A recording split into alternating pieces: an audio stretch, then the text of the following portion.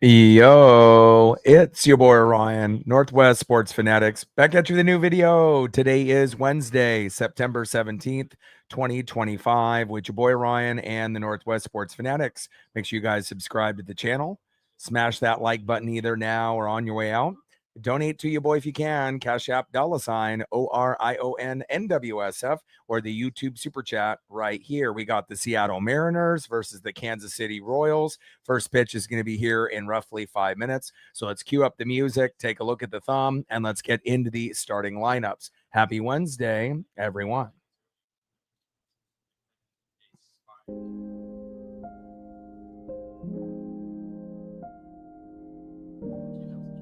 And on the left, our center fielder stud, Julio Rodriguez.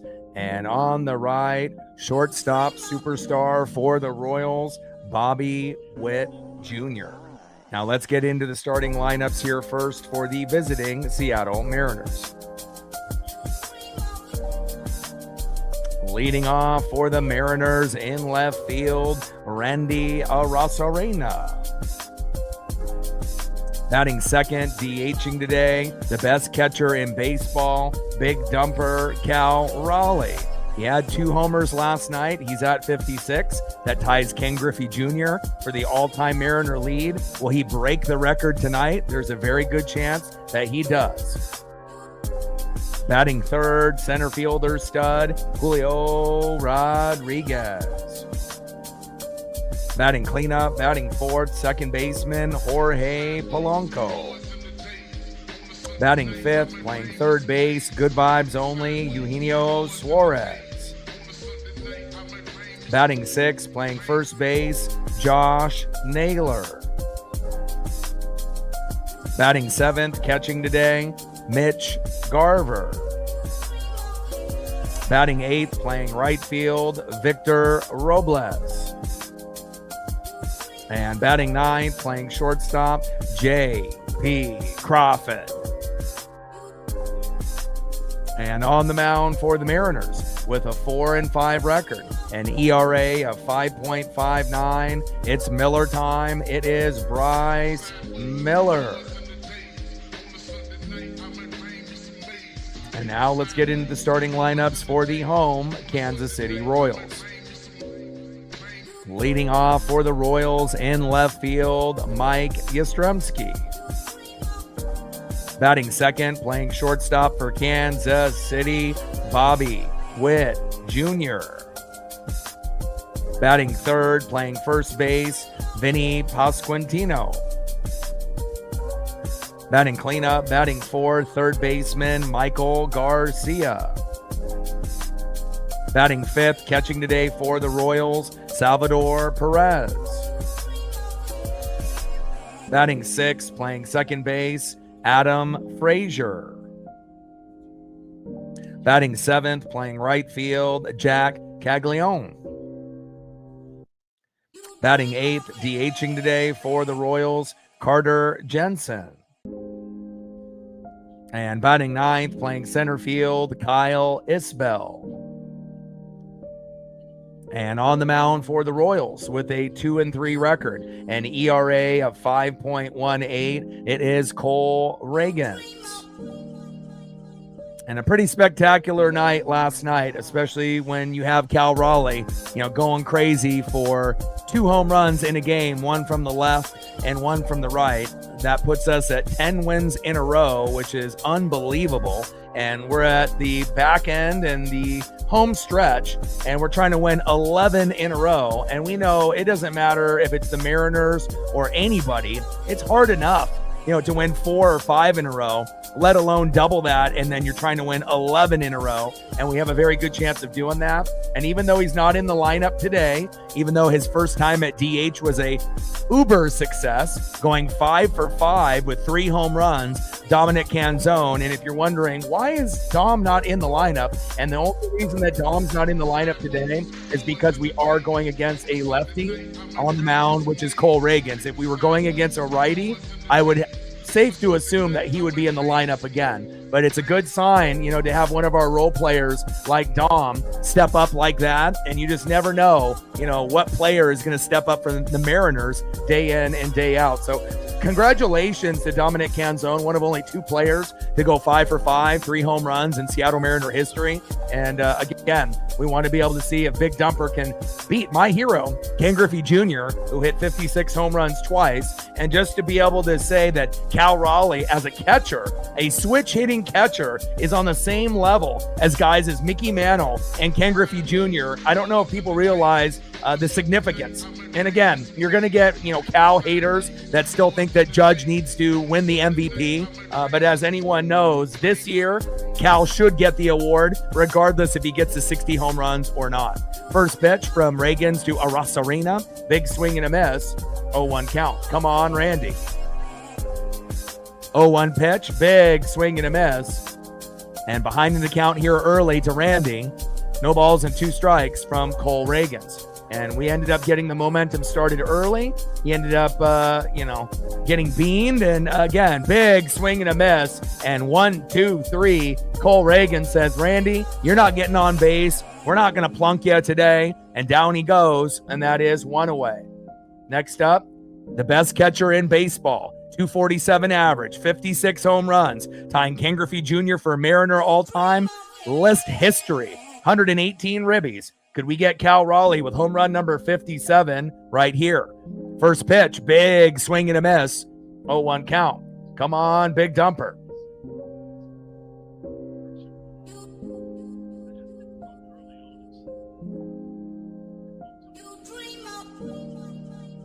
Oh, 1 pitch, big swing and a miss. Reagans is locked in here early. 5 pitches, 5 strikes. Behind in the count, 0-2. And we know that Cal can hit him from the right-hand side as well as the left-hand side. He's very good. Again, and usually with switch hitters, you're going to have, the offside quite a bit considerably worse, but not with Cal Raleigh. 0-2 pitch, crushes it into right field. No balls and 2 strikes to Big Dumper, Cal Raleigh. Come on, Cal.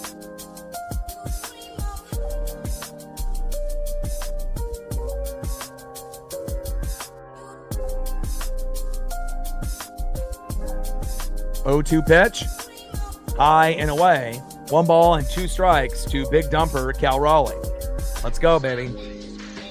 And I got the Griffey jersey on today since I wore the Cal yesterday, just to pay some tribute to Griffey and, maybe a little bit of the passing of the torch if we can get that homer here today.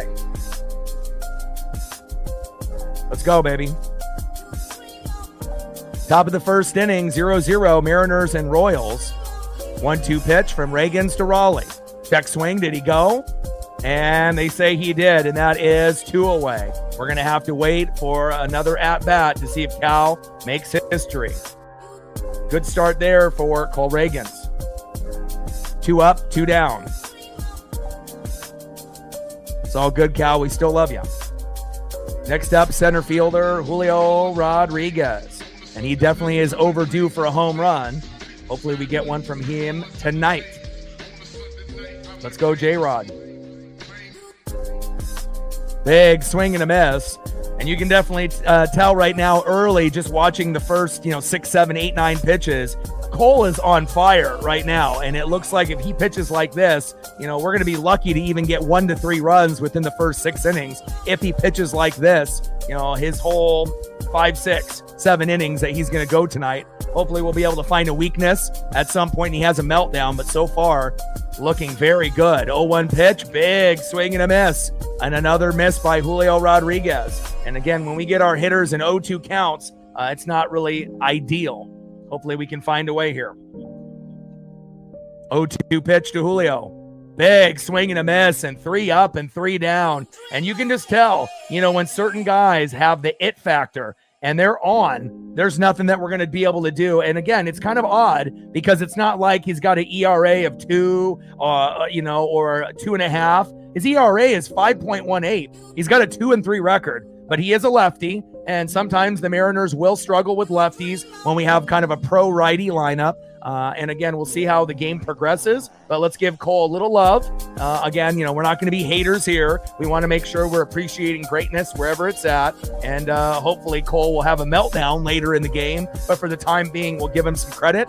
3 up and 3 down. Now let's see who's up next here for the Royals in the bottom of the first inning. And it definitely feels like this one's going to be much harder to win than yesterday.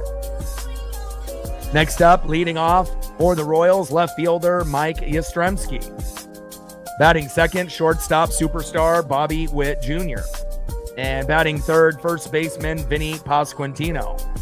On the mound for the Mariners with a 4-5 record, ERA of 5.59. It's Miller time. It's Bryce Miller. And again, hopefully Bryce will pitch well. We got Castillo tomorrow, so our probably 2 weakest pitchers today and tomorrow. So we got to find a way to be able to put up some extra hits, extra RBIs, and extra runs. So normally if we need 5 runs, 7 to 10 hits, with Miller and Castillo, we may need 6 runs and, maybe 8 to 11 hits. And we're probably going to need 2 to 4 home runs in both games if we're going to try to win. Obviously, we're trying to go for 11 in a row. But then what that does mean for the Astros, we save our 3 best, for Houston. Brian Wu, George Kirby, Logan Gilbert. And I think that's what we would want as Mariner fans anyways. But we want to try to be able to get some dubs here and keep the momentum going. Let's go. Marine Bean in the building, K6 in the building, Anna in the building, Navis in the building, Tyler in the building, Cody in the building. What's good? Let's get it, baby.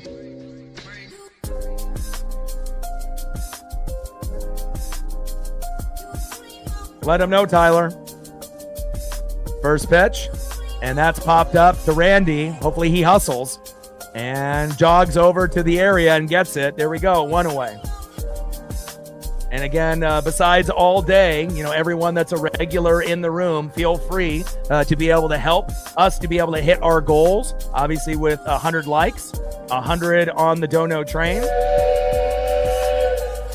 And we'll be shooting for 5 to 15 subs. And we gained about 40 plus yesterday. We only need 84 to hit 22,000. So again, it doesn't have to be just all day or captain when they're here as the leads. For you regulars that are in the room, you guys can help out as well to get some of the other people in the room to take 1 second out of their day if they're enjoying the stream to hit that like button. And what that will do for us is get us in the YouTube algorithm that will recommend the Mariners, the Royals, or an MLB fan looking for this particular stream. First pitch to Bobby Witt Jr., 0-1 count. Big strike looking, high and away. I appreciate that. Shamika, 0-1 pitch, high and away in the zone, paints it beautifully. No balls and 2 strikes to Bobby Witt Jr. And that might be really the only guy that we have to really worry about besides Carter Jensen. And we know Carter went yard twice, and it's pretty rare, to have 2 catchers homer twice in the same game. And he's DHing today, and Salvador Perez is catching. But, Bobby Witt Jr., Salvador Perez usually is a Mariner killer like Mike Trout. And Carter Jensen, obviously, yesterday played damn well. 0-2 pitch, fouls it off, high and away. No balls and 2 strikes from Bryce Miller to Bobby Witt Jr. Come on, Bryce. 0-2 pitch, big swing and a miss. And that's exactly what we want to see early, a punch out by Bryce Miller on one of the best players in the land, Bobby Witt Jr. See ya. Next up is Vinny Pasquantino. Nice job by Bryce, bringing that electricity early and often. Let's go, Miller.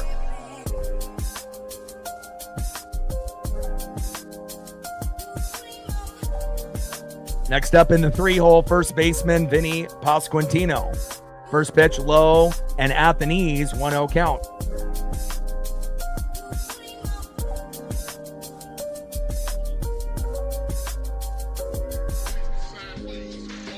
TJ in the building. There we go. He says we're at 30.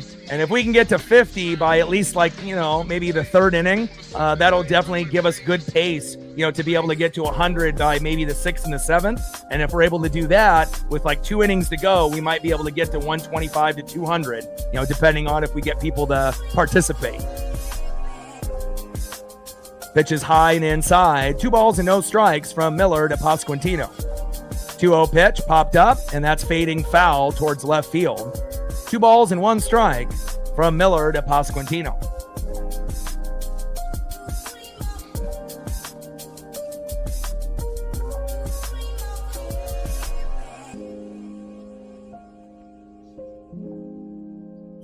Two 1 pitch, and crushes it right to center field.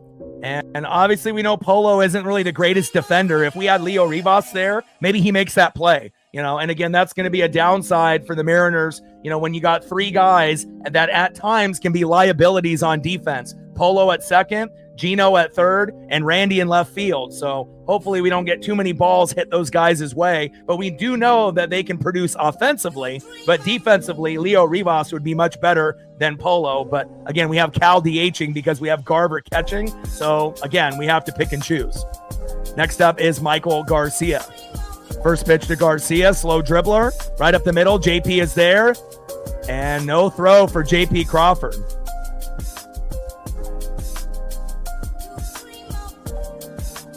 I put a lot of time and effort and energy. I have been a fan for about 40 years. And again, I do a lot of reading. I do a lot of film study. And it's not just, the Mariners. It's, every single team and every single sport. So, MLB, NBA, NHL, NFL, college football, NASCAR, WWE, AEW, UFC, boxing. So again, it takes a lot of effort, to try to be an expert for many, many things. And again, we're going to give you some stats. We're going to give you analytics. We're not going to be biased. We're going to make sure we give love and appreciation to the other players on the other team when they deserve it.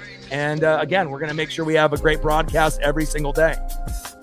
First pitch to Salvador Perez is low and away. 1-0 count. Bryce Miller having a little bit of a mini meltdown here early. Nothing too crazy yet, but a little concerning. Runners at first and second with 2 outs. As long as those guys don't come home with a big RBI or a big home run. Come on, Bryce. And we have to assume that Luis Castillo will be in the same boat as well tomorrow. Big swing and a miss there by Salvador Perez, a future Hall of Famer for the Royals at catcher. 1 ball and 1 strike with runners at first and second here in the bottom of the first. We're knotted up at 0 here early. Miller on the mound, Perez in the box. Come on, Bryce. It's Miller time, baby. And Salvador Perez crushes it deep to center field over Julio's head and gone. And the Flames come out in center field. And just like that, 3-0 Royals. And we better bring the bats. And like I said, 5 runs is not going to be enough today. We may need 6 to 10. And hopefully the bats will be able to match the bats of the Royals. And again, Bryce Miller and Luis Castillo are not Brian Wu, George Kirby, or Logan Gilbert. So again, not surprised, but definitely disappointed. You don't want to give that up. And at this point, we have to pray that that's the only 3 runs Bryce gives up. And hopefully he's clean the rest of the way. We'll have to wait and see if that'll stay true. Probably not. But again, we have to hope. Sometimes, with our pitchers, they give up a big one and then they settle in. Or they're going to continue to give up big ones. And again, we don't want to get down by 5, 6, 7 runs because we may not be able to come back. So hopefully we can keep this within striking distance. And the faster that we can get to 1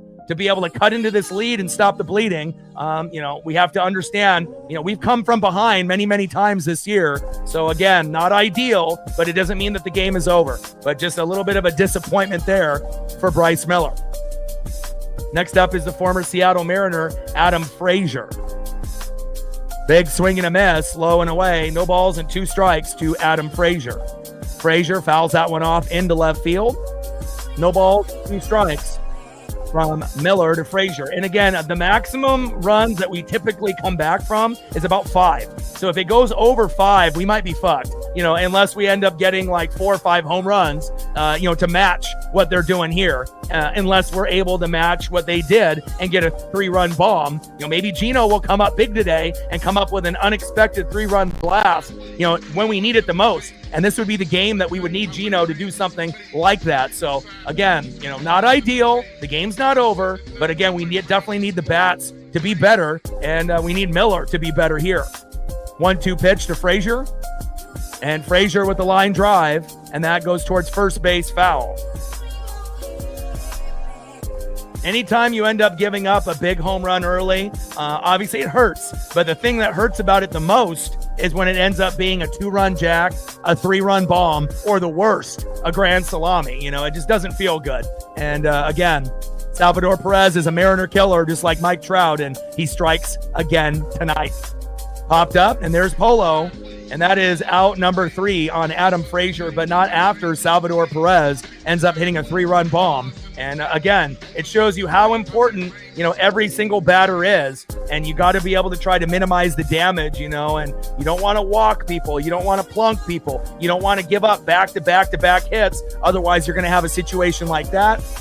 And again, not ideal, but I still feel that we have a chance. Nice job by Salvador Perez, the future first ballot Hall of Famer.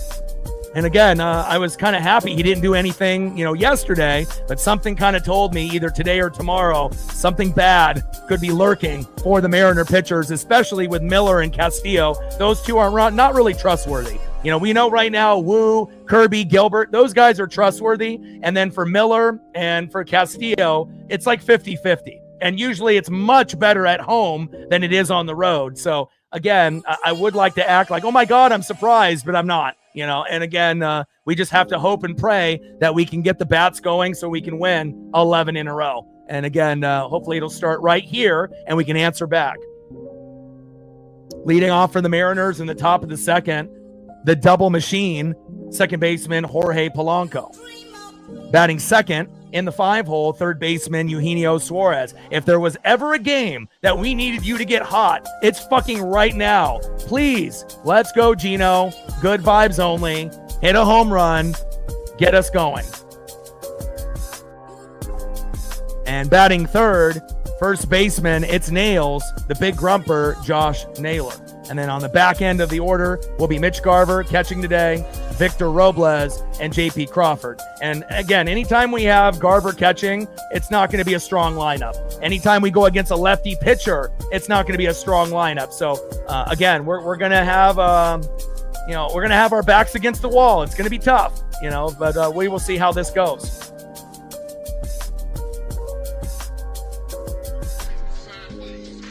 And again, if we can play a little bit of small ball, bunt here and there, steal a couple bags, we're going to have to hope for a meltdown, maybe get a couple walks, maybe get a couple guys hit, but they don't get hurt. So that way we get some freebies on the base to, maybe have runners in scoring position because, who knows if we're going to be able to get back-to-back hits early in the game. We may be able to do it late in the 7th, 8th, and 9th, but what's the score going to be at that point? 1-0 pitch to Polo. And again, Cole Reagans is on fire right now. Every single pitch is either a big swing and a miss or a strikeout looking. Reagans on the mound. Polo in the box. 1-1 pitch. Low and away at the knees with the knuckle curve. 2 balls and 1 strike from Reagans to Polo.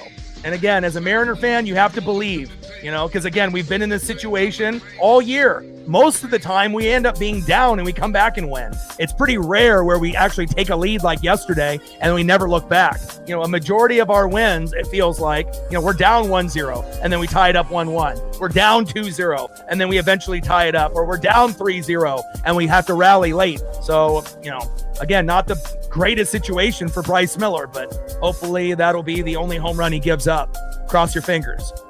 2-2 pitch from Reagans to Polo. Come on, Polo. Check swing, and it goes behind the plate. 2 balls and 2 strikes to Jorge Polanco.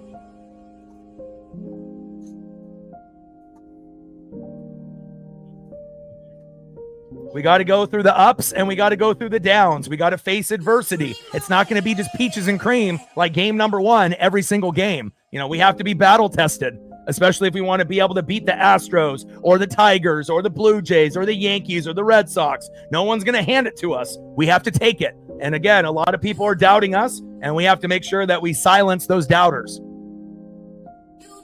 Pitch fouled off. 2 balls and 2 strikes to Jorge Polanco. Come on, Polo. Get a single. 2-2 pitch. Fouls that one off behind the plate. 2 balls and 2 strikes to Jorge Polanco. Let's go. And hopefully we can get our first run on the board within the first 5 innings. That would be a good goal, to be able to do, and hopefully it'll be right here in the second. 2-2 pitch, low and at the knees. And that one goes behind the catcher and the ump. So So as you can see, Cole was very locked in the first inning, but now, a little shaky. And as long as we have patience in the box, that might end up helping us. Now, if you have a lot of wild swings, that's going to be the end of us. So hopefully we'll be able to work into some deep counts and find a way to get that big base hit. 3-2 pitch to Polo. Inside. And that's a walk. There we go. We'll take that. Nice job by Polo. Great vision by not getting greedy and taking the ball. If that was Polo earlier in the season after he was hot in April, that probably would have been a strikeout. So nice job there. And here we go. If there was ever a time that we needed a big single, double, triple, 2-run blast to make it 3-2, right fucking now, Eugenio Suarez. Good vibes only. First pitch to Gino. Inside. Did he go around? 1-0 count. Here we go. Come on, Gino.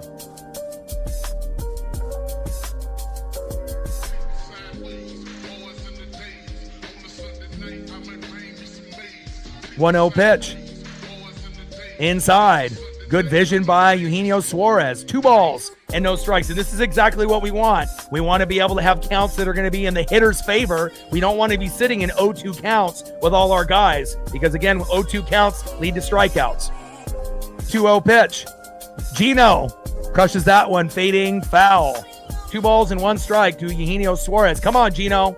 I don't care how you get on. If you get plunked, if you end up getting walked, you end up, getting a single, find a way. We know that your defense most of the time is pretty good, sometimes a liability, but let's find a way to help this team win. Come on, Gino. 2-1 pitch. Gino! Deep into center field. Back.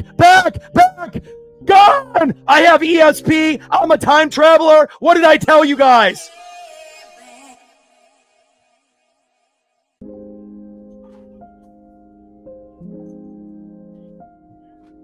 Now, if you didn't believe, that I'm a time traveler, if you didn't believe that I know baseball, who else would have predicted that Gino would hit a home run after being ice cold for a month and a half? And I'm telling you, when you believe the sports gods, they listen. I say something, the sports gods listen, and they make it happen. He hasn't done anything in a month and a half, and there you go.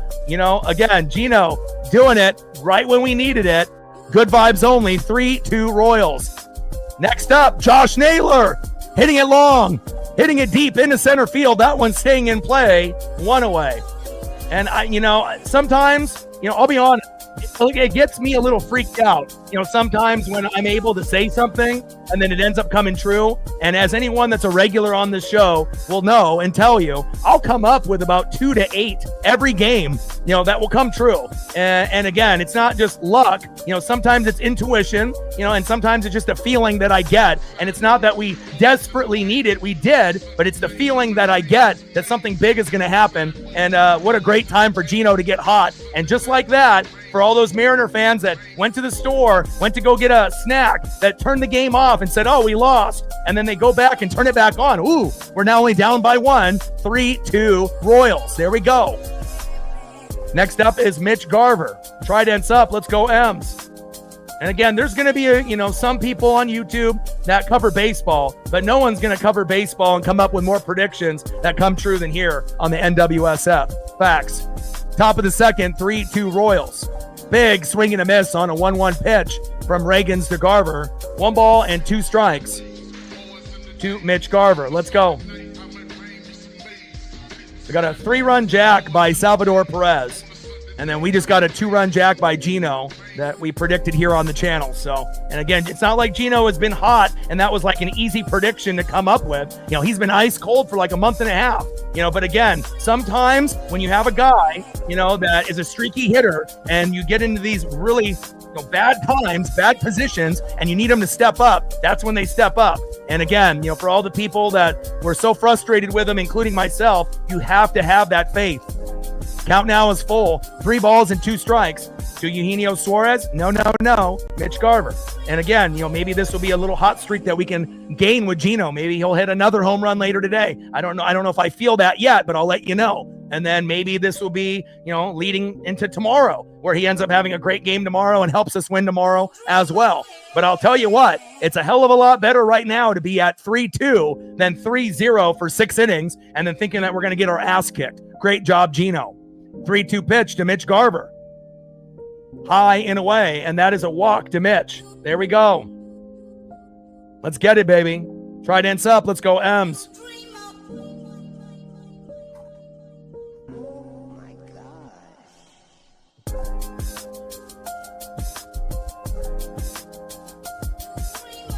Next up, looking for his first home run in the 2025 season, Victor Robles. And you know Victor will homer more than likely before the season is up. It's just what game will he do it? And obviously this would be a great game for him to get a nice 2-run jack here with Garver on, but he'll have to get the right pitch to do it.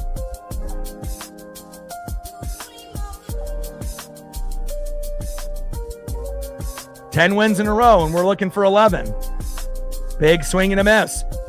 Victor Robles behind in the count, 0-2.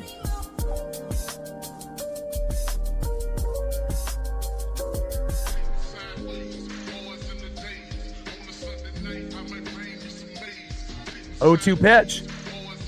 I mean, imagine, if I actually bet on sports, I'd probably be a multimillionaire. But I don't. Top of the second, 3-2 Royals. Because a lot of the times, it just comes to me, right before, sometimes seconds before, sometimes minutes before. Because I'm always checking out the body language of the pitchers, double play, and got him. Down goes Victor Robles, but I'm watching everything. I'm watching body language. I'm looking for the pitches. I'm looking at, the speed, the location, obviously the kind of the aura or the vibe of the player. How confident are they? Are their shoulders shrugs? Are they a little down on themselves, or do they look like they can come up with a big play? And thankfully, Gino, we didn't get anything more than the Gino blast, but I think us Mariner fans can be happy with that. And now we go to the bottom of the second inning, only down a run, not down 3. Let's go.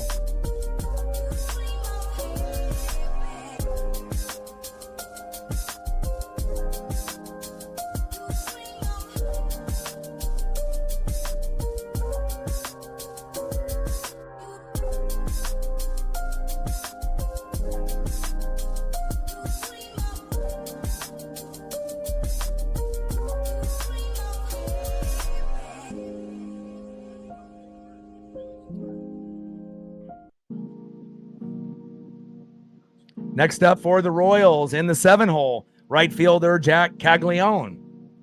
Batting second, DHing in the 8-hole, Carter Jensen. And batting third, center fielder in the 9-hole, Kyle Isbell. Trident's up. Let's go, M's. Like, sub, donate, comment, share. If you haven't smashed that like button yet, please do. Help us get to 100 likes, 100 on the dono train.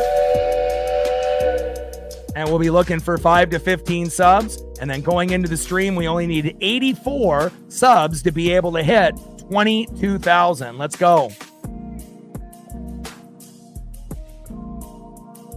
And we've gained 3 subs already. 81 to go to 22,000. Let's get it, baby. Eric from Mexico. What's good, brother?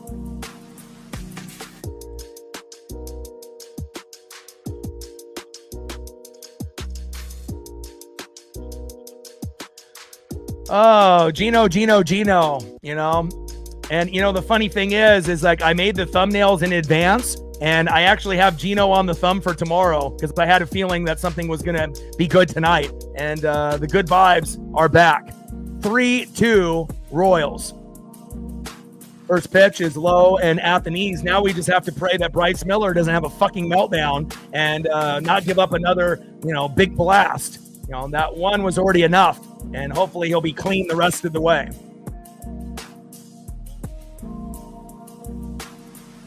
1-0 pitch to Caglione right down the middle. 1 ball and 1 strike from Miller to Caglione. Let's go, Bryce. It's Miller time, baby.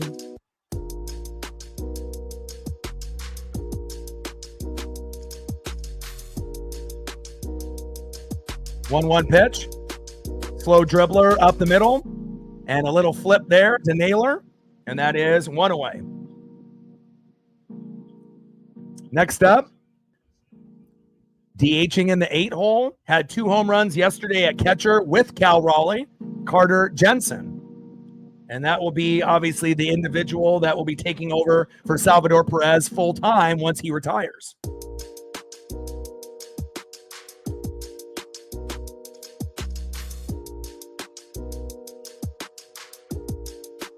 First pitch to Carter Jensen, big swing and a miss. And if that would have connected, that looked like it would have been gone. Got to be careful how you pitch to this guy. Anytime a guy ends up homering once or twice the day before, there's a good chance that they're going to homer the next day, especially if they get it right in the sweet spot. 0-1 pitch. Low and at the knees. 1 ball and 1 strike from Miller to Jensen.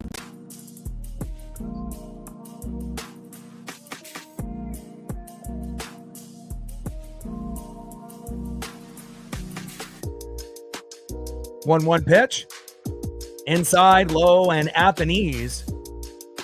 2 balls and 1 strike with that splitter missing by inches.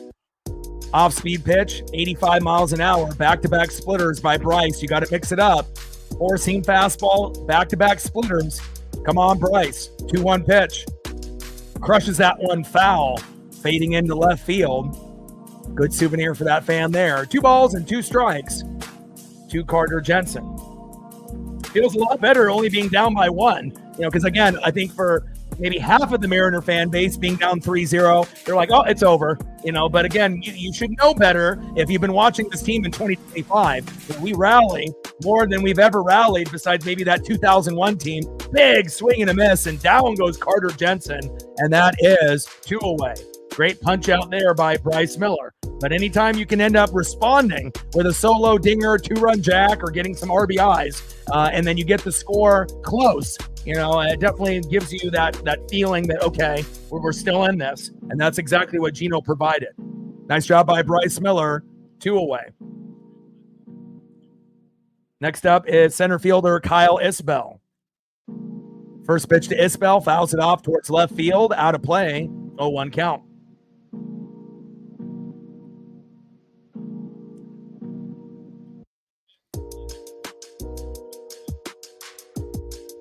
It's been a fun year, man.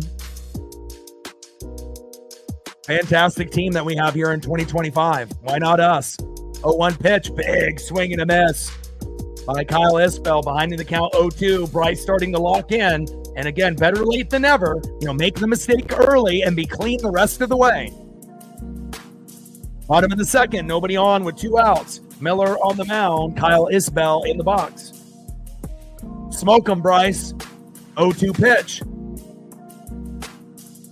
And little ground ball. Naylor is there. Toe tap on the bag. And that's 1, 2, 3. And down go the Royals. Let's go to the top of the 3rd inning. 3-2 Kansas City. And great job by Bryce not to continue to have a meltdown. Made a mistake. Got past it. Gino responded and said, hey, Bryce, don't worry. I'm going to finally step up and have a good game after a month and a half, and I'm going to cut it close. You just do your job, and I'll do mine. And so far, we're looking good right now. 3-2 Royals. My ESP is on point. Next up, in the 9-hole, shortstop, J.P. Crawford. Batting second, 0 for 1 with a K. Left fielder, Randy Arosarena. Work the count, Randy. All right, again, when you can end up starting it off, it really does lead to good things for the next 2 batters, which would be big dumper Cal Raleigh with 56 home runs, tying King Griffey Jr. The next one breaks the Mariner all-time record at 57. And then after him, center fielder Julio Rodriguez. Trident's up. Let's go, M's.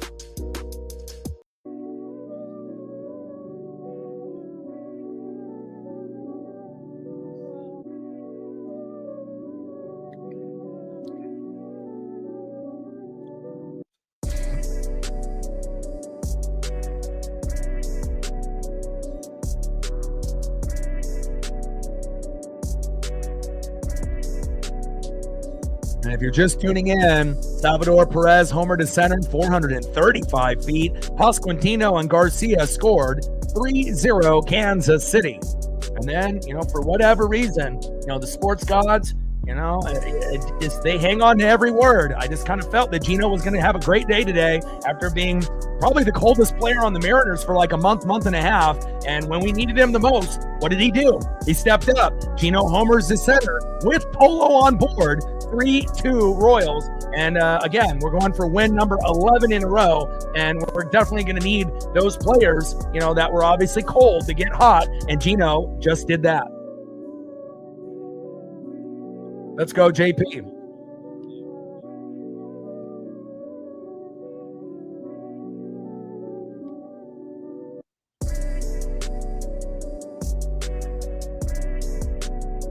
First pitch to JP, fouls that one off with the four-seam fastball, 93 miles an hour by Cole Reagans, 0-1 count. And you can definitely tell Cole is more locked in than some of the pitchers we've seen in the last few days, you know, within the last few series. Again, we definitely struggle against lefties, and even if their, you know, ERAs are high, their win-loss record isn't the greatest, you can definitely tell, you know, how the day is going to go based on those first couple batters and the first couple innings. Crushes that one foul with the knuckle curve. No balls and 2 strikes to JP Crawford. Come on, JP. You finally hit your 10th home run of the year. Can we get home run number 11 sooner than later? 0-2 pitch. Fouls that one off. And will they get to it in foul territory? And they missed it. Thank God. Wow. That definitely was a catchable ball. And we'll definitely take the mistake by Michael Garcia. Thank you so much. Michael Garcia gave up on the play. That's something that we would see Randy do. Got to have effort on every single play. You never know. You know, if you let a play go, next ball might be a big one. 0-2 pitch. Low and away. 1 ball, 2 strikes to JP Crawford. I mean, we'll take anything at this point. Single, double, a walk, getting plunked as long as he doesn't get hurt. Just get on base. 1-2 pitch from Reagans to JP. Good eye. Good baseball IQ and good eye discipline by JP Crawford. Pitches low and away with back-to-back sliders, and he's not biting. 2 balls and 2 strikes to JP Crawford. Top of the 3rd inning, 3-2 Kansas City with a 3-run bomb by Salvador Perez and a 2-run jack by Eugenio Suarez. We have ourselves a ball game. 2-2 pitch, big swing and a miss. Down goes JP Crawford, and that is 1 away. I still love you, JP. We'll get you later in the game. Next up, left fielder, Randy Arozarena. Let's go, Randy. Set the tone. Let's go, Randy.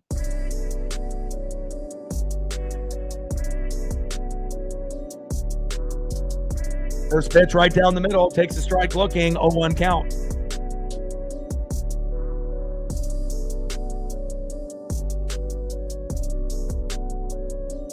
One pitch from Reagans. Half-ass swing. It was almost like a check swing, and then he kind of committed. Terrible swing there. Behind in the count, 0-2 to Randy Arozarena. Come on, Randy.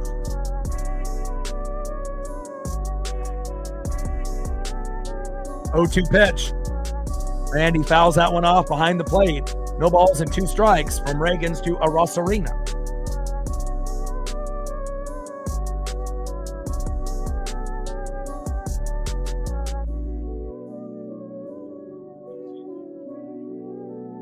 Oh-2 pitch, high and away. 1 ball and 2 strikes from Reagans to Arozarena.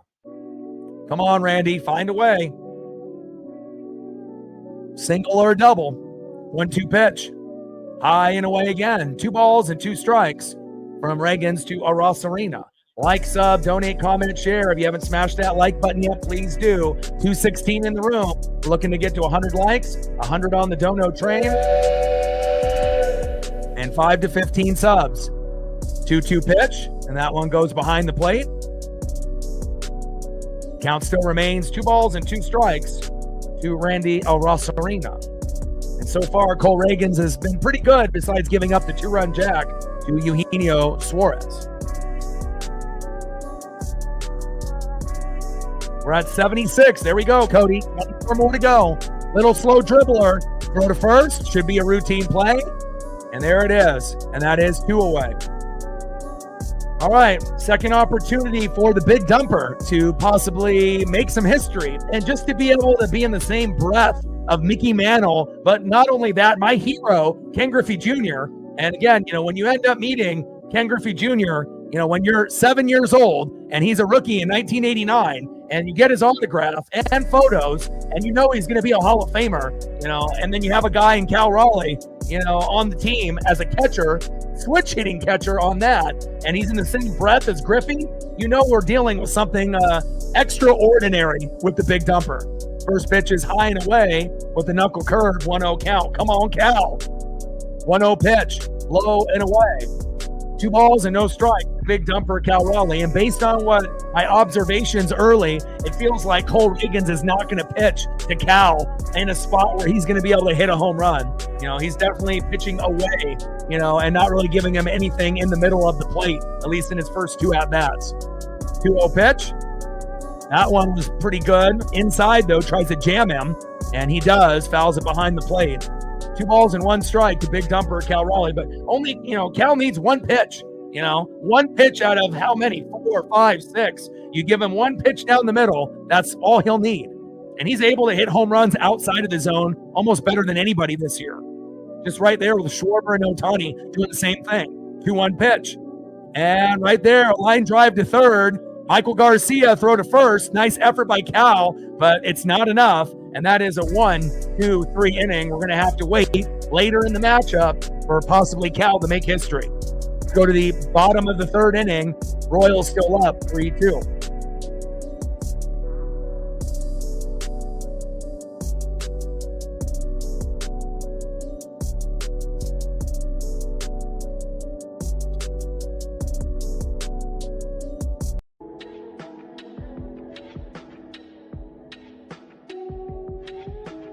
Next up for the Royals in the bottom of the 3rd, 0 for 1, left fielder, Mike Yastrzemski. Batting second, 0 for 1 with a K, shortstop superstar, Bobby Witt Jr. And batting third, 1 for 1 with a run, first baseman, Vinny Pasquantino. On the mound for the Mariners, 4-5 record, ERA of 5.59. Gave up a big 3-run blast early to Salvador Perez, but since then has looked good. It's Miller time. Bryce Miller. Let's go. Trident's up. Let's go, M's.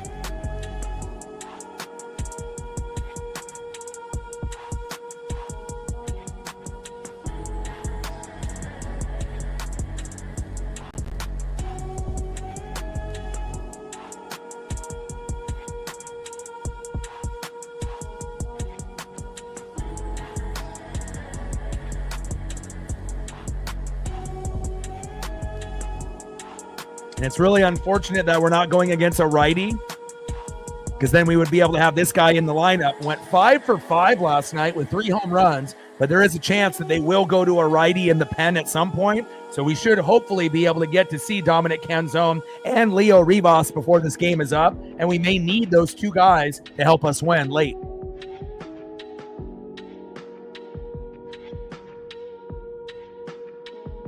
In the box here in the bottom of the 3rd, 3-2 Royal lead, Mike Yastrzemski. Let's go, Bryce. No more home runs. No more RBIs. Play clean the rest of the way. Come on, Bryce. And we have to assume that a similar type of situation could happen tomorrow. Tomorrow's stream is early, 11 a.m. Pacific. So I know for some of y'all that are at work, you may have to take a couple extra bathroom breaks, lunch breaks early to be able to watch with me, but I will be live tomorrow, bright and early.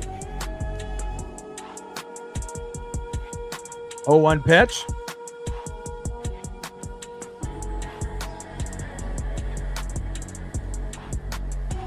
High and away. 1 ball and 1 strike to Mike Yastrzemski. 1-1 pitch. Low and into the dirt. 2 balls and 1 strike from Miller to Yastrzemski. And then we're going to have a Friday, Saturday, Sunday. Mariners and Astros will do all 3 games. 2-1 pitch. Yastrzemski crushes it into right field and past Robles, but Julio gets it. And a strong throw into the infield, but not in time. And a nice stand-up double by Mike Yastrzemski. Nice job by Yastrzemski, giving the Royal fan base a little bit of hope, bringing a little electricity for them in the bottom of the third. Next up is shortstop Bobby Witt Jr. And we got to be careful here, because Bobby is a guy that can hit home runs and get RBIs, blindfolded. So again, hopefully we can get a double play or a strikeout in double play and get out of this inning unscathed. Easier said than done against Bobby Witt Jr. and Salvador Perez. First pitch, and Witt crushes it towards third for a base hit. He is so good at pulling that baseball. And now we have runners on the corners at first and third with no outs. Come on, Bryce. And now we're going to need a strikeout and a double play, or a double play and a strikeout. Next up is first baseman Vinny Pasquantino. Maybe a strikeout on Pasquantino, and then Michael Garcia on deck. Maybe he'll be the guy that hits it to slow dribbler to JP, a throw to Naylor, and then we can keep these runners stranded. I mean, we're going to need to. We need to keep this game close.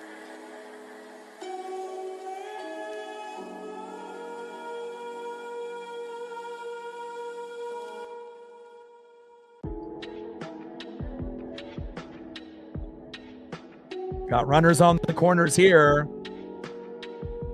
First pitch is fouled off by Pasquantino. 30 homers, 104 ribbies.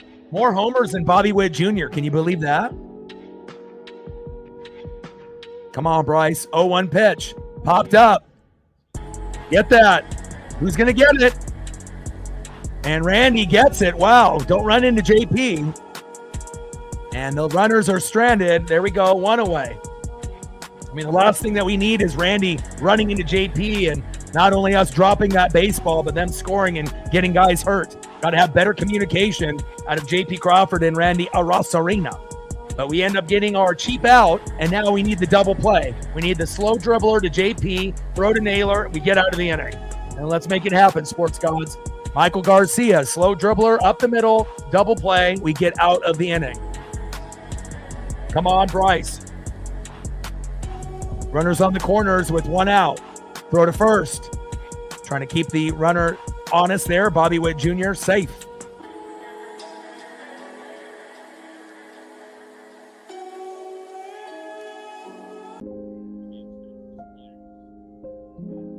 Come on, Ems. Got to keep this game as close as possible. First pitch. Nice. Paints the corner beautifully on Michael Garcia. 0-1 count. Bottom of the third, 3-2 Royals lead with a Salvador Perez 3-run jack and a Eugenio Suarez 2-run blast, and that's where we're sitting right now, 3-2, bottom of the third. 0-1 pitch. Fouls that one back. Here we go. 0-2 count. I like it. I like it. Here we go. No balls and 2 strikes to Michael Garcia. We are still looking. And once we get that first, we will be able to get the second, and the third, and the fourth.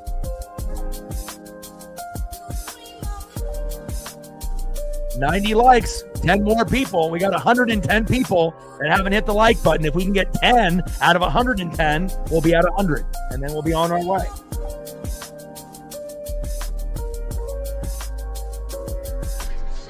Let them know, Tyler. Let them know all day. 0-2 pitch. And Garver steps out of the box. 1 ball and 2 strikes from Miller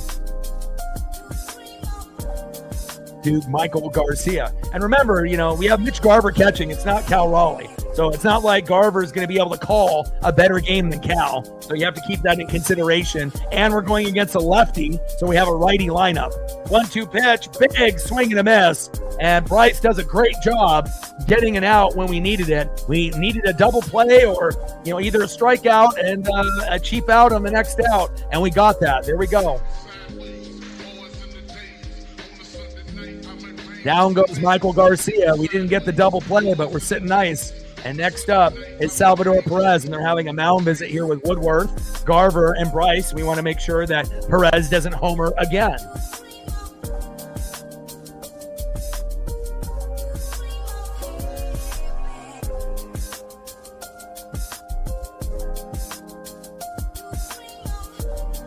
3-2 Royals. Runners on the corners at first and third and 2 outs. And I don't care what we, strikeout, looking, strikeout, swinging, pop up, ground out, force out at second. Just whatever it takes not for them to score.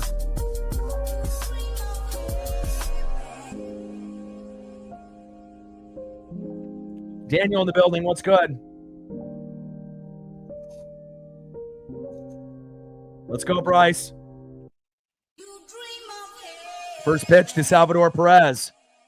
Low and at the knees. 1-0 count. Off-speed splitter, 84 miles an hour, missing the zone by an inch.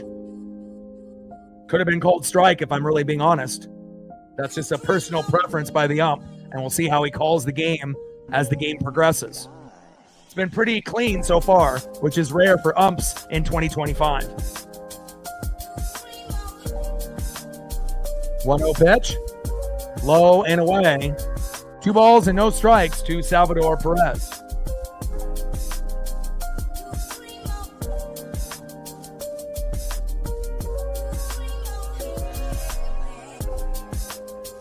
Bottom of the third inning, runners on the corners at first and third with 2 outs. 3-2, Royals lead. 2-0 pitch.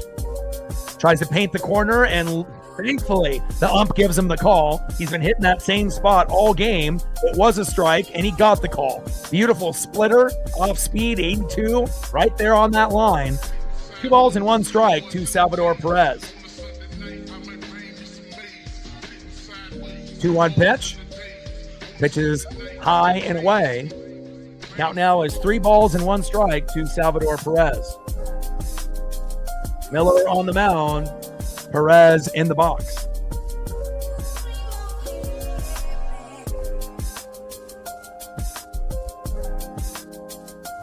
Three 3-1 pitch. And that one goes into the dirt, and that ends up being a walk. 5-pitch walk to Salvador Perez. I mean, I guess that's better than him giving up another 3-run blast and having it be 6-2. But, they're threatening. We better get this out here. And we're going against the former Seattle Mariner, Adam Frazier. Can't have him get a home run or a big RBI.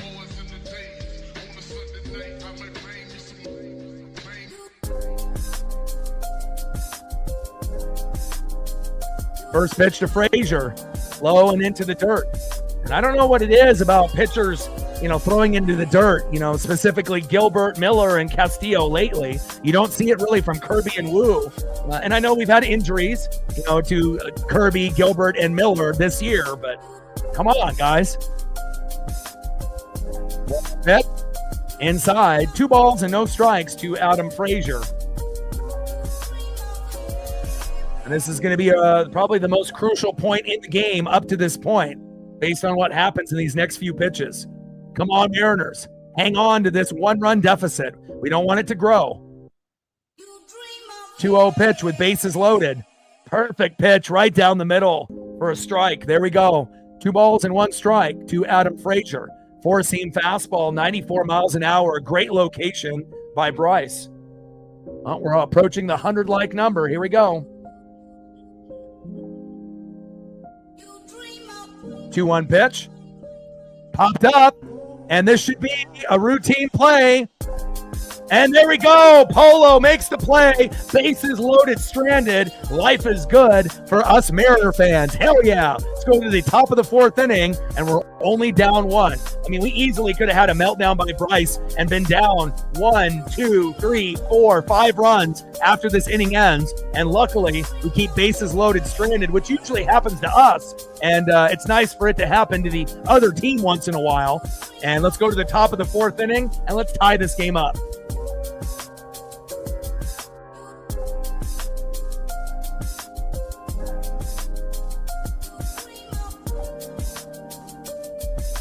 Next up for the Mariners, 0 for 1 with a K, a guy that is overdue for a home run, and it would be great if we get it right here, Julio Rodriguez.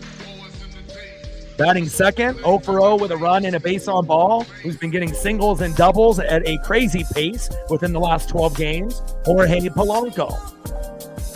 And batting third, 1 for 1 with a run, 2 RBIs. I predicted a home run by Eugenio Suarez, even though he's been ice cold for a month and a half. The sports gods listen, and just like that, we went from 3-0 to 3-2. Now, I don't expect him to do it again, but if he can end up getting, a single, a double, just finding a way to be productive the rest of the way, that would be great. And again, can Gino hit 2 home runs in a game? Yeah, he can. But remember, he's been ice cold for a month and a half. So again, we have to just take what we're going to be able to get. And even if that means getting, another single or getting a double or, something productive, that would be great. Now, if he ends up doing, 2 home runs in a game, obviously that would be best case scenario. But again, I'll let you know if I feel it before the at-bat. Top of the 4th inning, 3-2 Kansas City. Hell of a lot better than being down 3-0 or being down 6-2 at this moment. We're trying to win 11 in a row, baby. Rooting for the Rangers to get their head out of their asses and to beat the fucking Astros for once. But I'm telling you, Houston is good. They're that pesky, team that just never goes away. Oh, Yordan Alvarez got hurt. Doesn't matter. Bregman and, Kyle Tucker are no longer on the team. Doesn't matter. They always find ways to win, even with injuries. They are very resilient.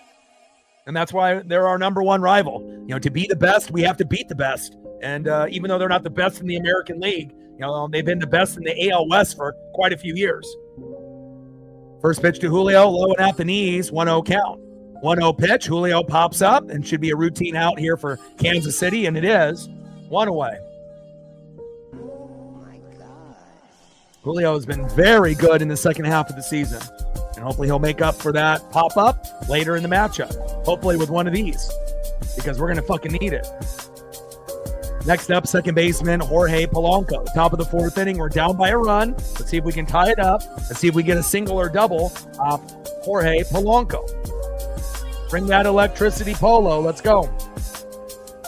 First pitch to Polo, popped up, go out of play. And nice souvenir for that fan. 0-1 count. Cole Reagan's on the mound with a 2-3 record, ERA of 5.18, and Jorge Polanco in the box. 7 straight games with a double. Didn't get one yesterday, so the streak ended, but was able to get a couple singles, and hopefully that will continue here today. 0-1 pitch from Reagan's to Polo. Pitch is high and inside for strike. Behind in the count now, no balls and 2 strikes to Jorge Polanco.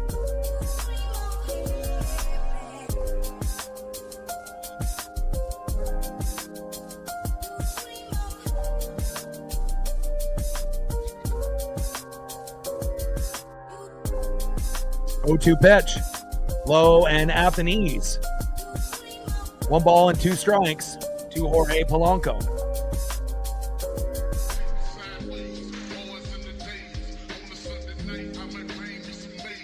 Check swing by Polo towards first base, foul. 81 subs away from 22,000. So if you are in the room and haven't smashed that like button, sub to the channel.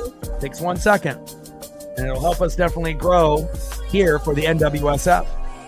And we're still looking for our first dono on the dono train. 1-2 pitch, and he crushes that one towards third base, foul. All right, Cody says we're at 103. Next goal is 125, 22 to go. And once we hit 125, we'll shoot for 150, then 175, and then the final number will be 200 if we can get close to that number.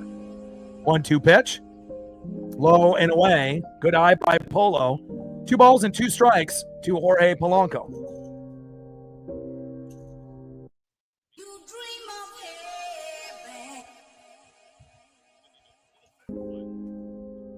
Two-two pitch, and Polo pops up. Should be a routine play here. Got 3 Royals converging on the play. Good communication by them, and that is 2 away.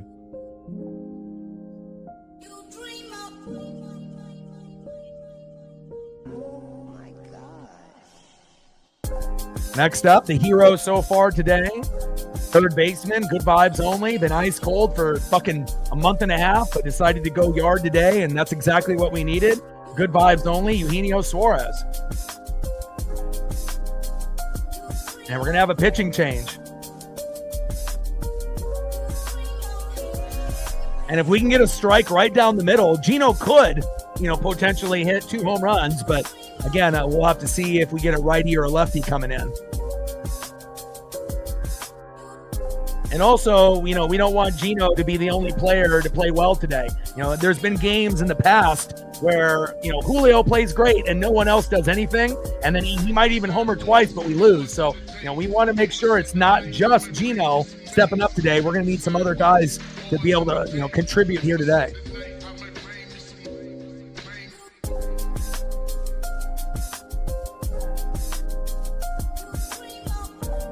All right, Jonathan Bolland's coming in. He came in yesterday. And he's a righty. So now if we're going to a righty, we could potentially bring in Dominic Canzone, Leo Rivas at some point here. Obviously I know it's still early. It's the 4th inning, but, hopefully they'll go with a few more righties. Typically when teams know that we struggle with lefty pitching, they continue to put lefties in there if they have them, but I'm not sure if they have the depth to do that.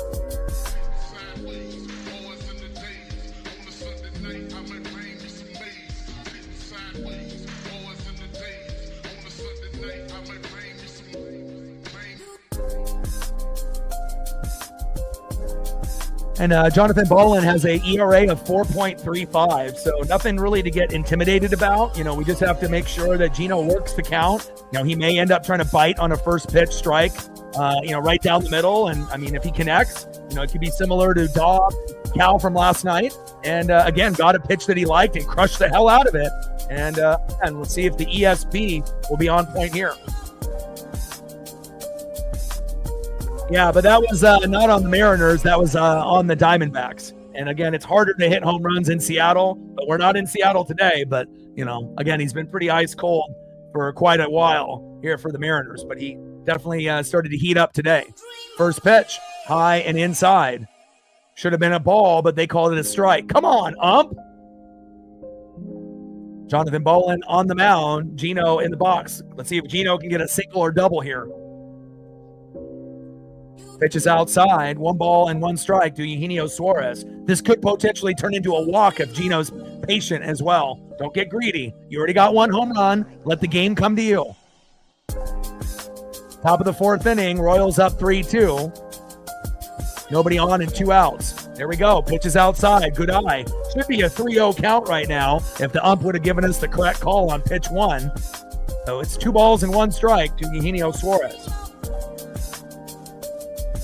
Yeah, it's not a matter if we're going to make the playoffs. It's are we going to win the division or not? And Gino with a base hit. There we go. And again, all it takes is that one big play, and all of a sudden you can go from being terrible for a month and a half, and then all of a sudden going 2 for 2. And that's exactly what we needed. Remember, we said this a few days ago. He's going to come up big when we need it the most. And what does he do? Come up big when we're down 3-0 when we need him the most. Nice job, Gino. Home run and a nice single. Keep it up. Now let's see if we can get some others that step up. Next up is Nails, big grumper, Josh Naylor. Let's go, Naylor. Vibes are up, baby. I mean, baseball's hard. A lot of it's mental. It's not just a physical game, and you can definitely get in your own head, obviously when you keep striking out and popping up and you start to lose a little bit of that swagger and confidence in yourself. And again, you have to be so mentally strong to be a great baseball player. It's probably the sport that you have to be the most mentally strong. Takes a strike there inside. 1 ball and 1 strike to Josh Naylor. I appreciate that. Top of the 4th inning, 3-2 Royals. Gino is back with a home run and a single. Now we just need help. Naylor, big swing and a miss. 1 ball, 2 strikes from Bolland to Naylor. And for them to make a pitching change at 4th, a little odd, but when we have righties, we're going to play better. When we go against left-handed pitching, regardless if their ERA is fucking 11, we struggle. And again, we have a better lineup when we can have more lefties in the lineup. So hopefully we get Dominic Canzone and Leo Rivas in late because I think we're going to need them. Oh, Nails.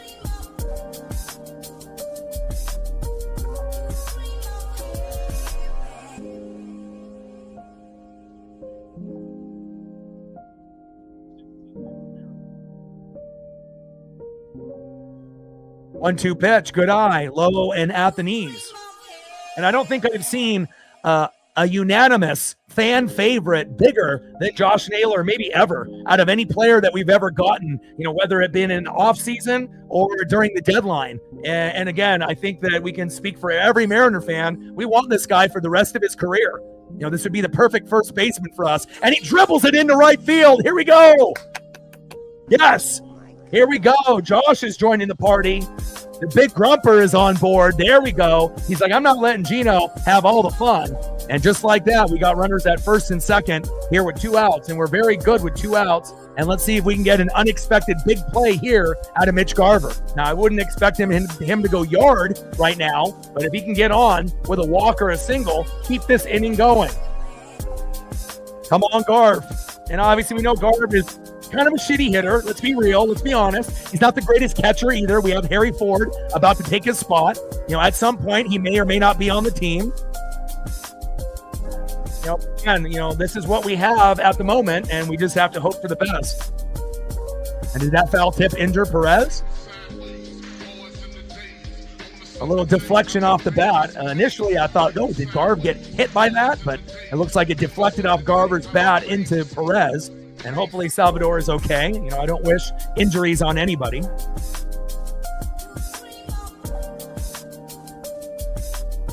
I mean, especially when you get a guy that's already rocking like Kraken jerseys and he's already taking, the teams that aren't the Mariners as his own and he's a big sneakerhead. He loves Jordans, custom cleats. He loves jerseys. He's like the ultimate guy. He might be a little serious, but again, sometimes serious is good. And again, he can steal bags. He's a great defensive first baseman, maybe the best we've ever had, better than Ty France.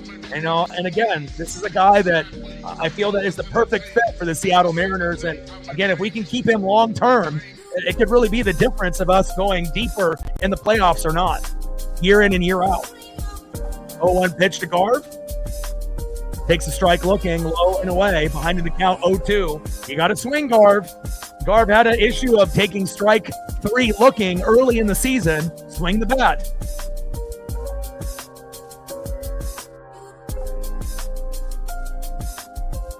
I think every fan base has loved Naylor wherever he's been.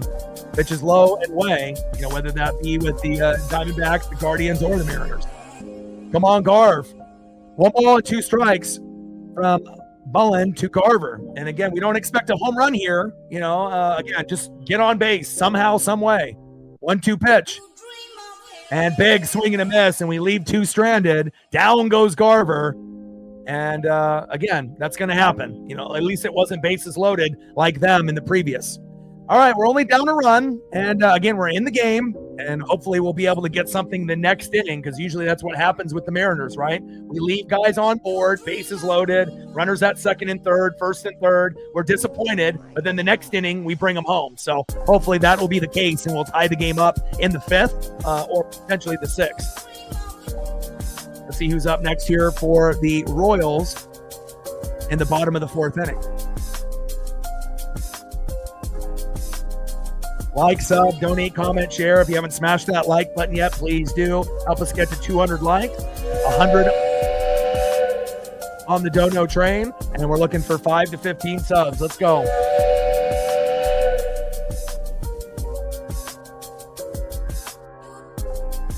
Still looking for our first Dono on our Dono train here in the middle of the 4th. Leading off here for the Royals, 0-for-1 right fielder Jack Caglione. Batting second, 0-for-1 with a K, but had 2 homers yesterday, Carter Jensen. And batting third, normally is Kyle Isbell, but they're going to have Tolbert come in and pinch hit, so I got to get that up here.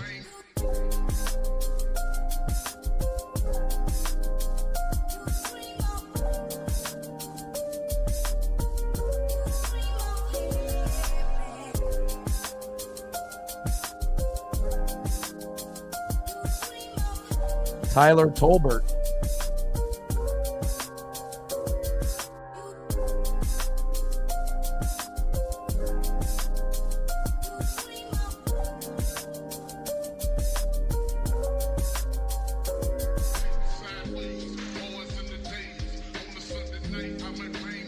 I gotta swap out the Kyle Isbell here for the Tyler Tolbert. Gotta work quick.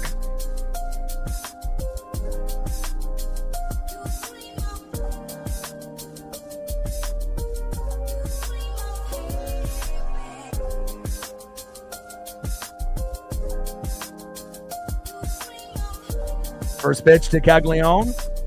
Inside, 1-0 count.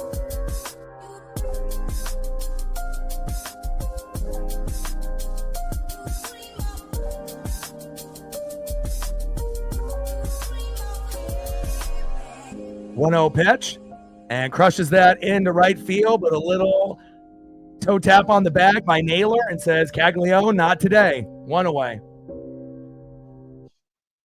Down goes Jack. Next up, DHing Carter Jensen.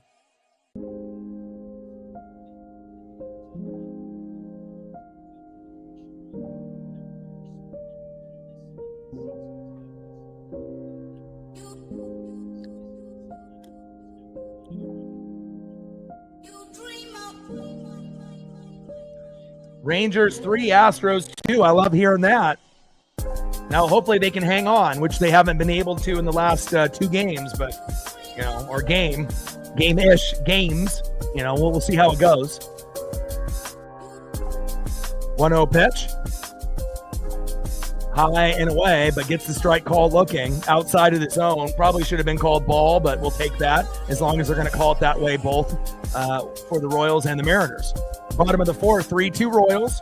We're on a 10-game win streak. We're looking for 11 in a row. 1-1 pitch. Low and at the knees. 2 balls and 1 strike from Miller to Jensen.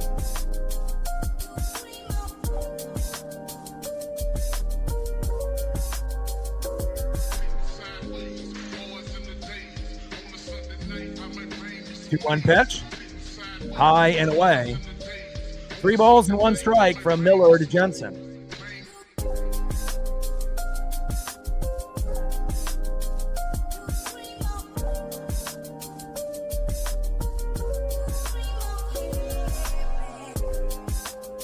Three-one pitch. Big swing and a miss from Carter Jensen. Count now is full. 3 balls and 2 strikes.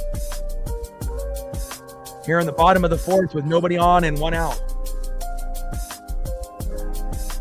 8 more likes to 125, and we're still looking for our first dono to our dono train. 242 in the room. Let's go.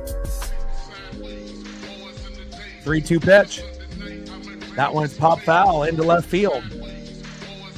Count still remains 3 balls and 2 strikes to Carter Jensen.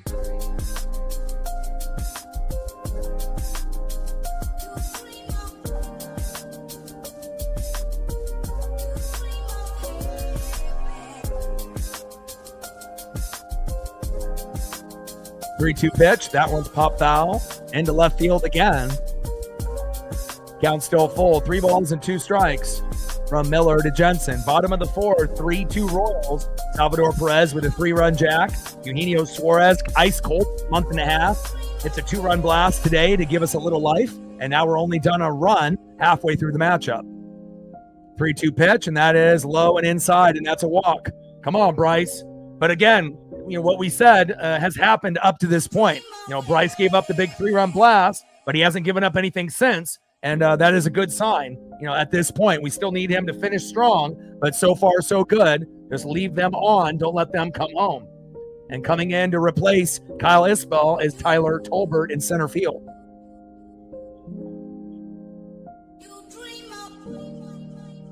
First pitch in there to Tolbert for a strike, 0-1 count.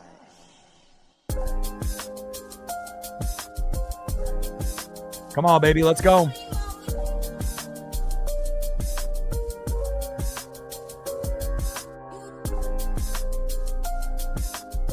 Oh, 1 pitch to Tolbert. High and away. 1 ball and 1 strike from Miller to Tolbert.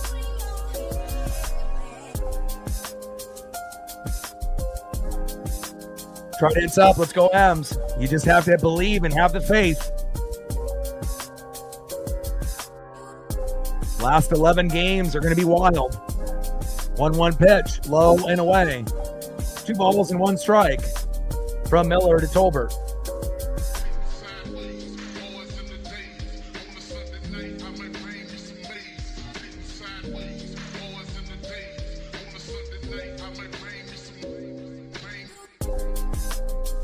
Two-one pitch, runner goes, and run and gun situation there.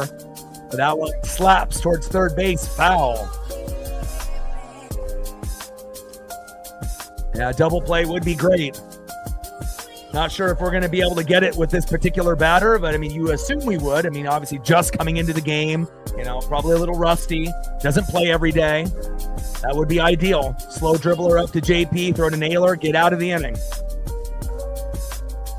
2-2 pitch. And over his head, no play for JP, and a big base hit there. No double play acquired, and Tolbert making the most of his opportunity, filling in for Kyle Isbell, who came up a little gimpy in the previous inning.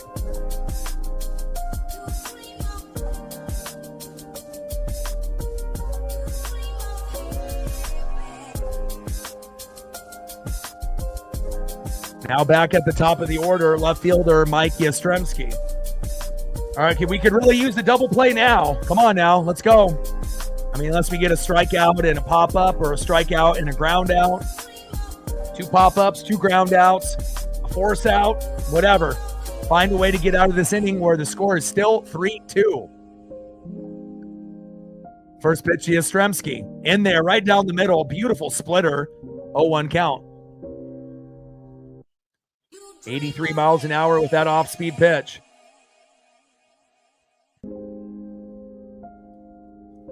Reflect in the building. What's good? So I imagine you saw my message. So I tried to be able to figure out, and Zach gets line drived into the first baseline foul, but it doesn't give me an option, because again, depending on what program you use, if you're going through just YouTube or, a different program, that screen comes up, but I kept looking for that screen and I don't have access to that screen, probably because of the different program that I'm using, unfortunately. So, but at one point or another, if the program allows me through what I'm using to do that, obviously we'll, hopefully be able to do a poll at some point or another, within the stream. But big swing and a miss, and down goes Yastrzemski, and that is 2 away. But we appreciate your support continuously, and you were the MVP yesterday and every day. Appreciate you. All right, next up, superstar shortstop Bobby Witt Jr. Like, sub, donate, comment, share. If you haven't smashed that like button yet, please do. Help us get to 200 likes. We're looking for 5 to 15 subs. And we're looking for our first dono on our dono train. Salvador Perez with a 3-run jack. I predicted that Gino would go yard. He did before his at-bat. And again, we are in business, only down a run. And we needed Bryce to be clean the rest of the way. And so far, so good. But the Royals are threatening here in the 4th with runners at first and second. Let's go, Bryce. 1-0 pitch to Bobby Witt Jr. Takes the corner and paints it beautifully. 1 ball and 1 strike to Bobby Witt Jr. We're at 122 on the likes. Let's get to 150. And then based on how many people we have in the room, we should have a good chance to 175 to 200. Bobby Witt Jr. in the box. Bryce Miller on the mound. 1-1 pitch, low and away with the knuckle curve, missing badly. 2 balls and 1 strike from Miller to Witt. Yeah, everything helps, the subs, the likes, the shares, the donos, it all adds up, with the sports gods and the Mariner performance. It's always good vibes. 2-1 pitch. Low and away. Count now is 3 balls and 1 strike to Bobby Witt Jr. Let him know, Jason. Let's go, Bryce. Big pitch here. 3-1 pitch. And that's popped up. Should be a routine play for Victor Robles. And he's got it. There we go. Throw it in. And there we go.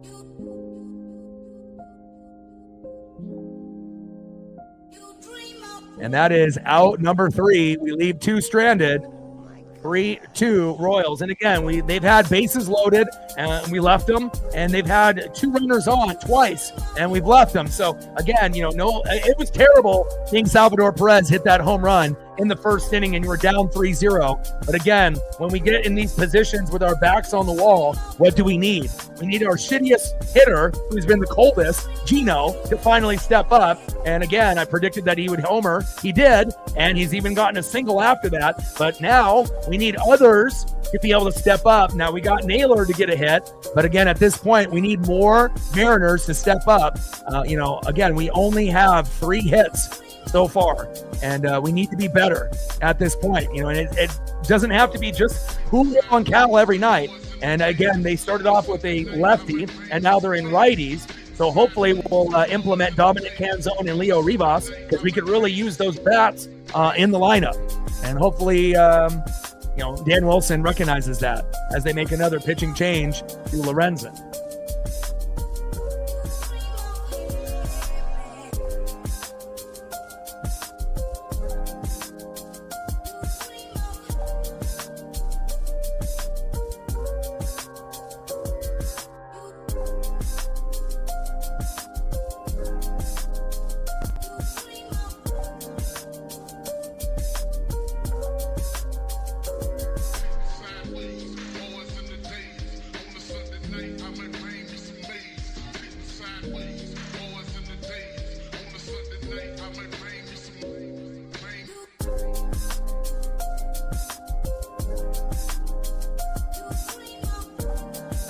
All right, Michael Lorenzen coming in for Bolin. Lorenzen on the mound. Victor Robles in the box. Top of the 5th, 3-2 Royals.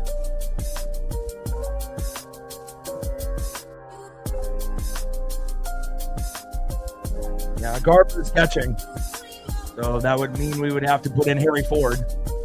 Not sure if they're going to trust Harry Ford in a situation like this with 11 games to go, but you would assume he'll be a better hitter and a better catcher than Garv, but I imagine the trust, with 11 games to go. They got Cal DHing today.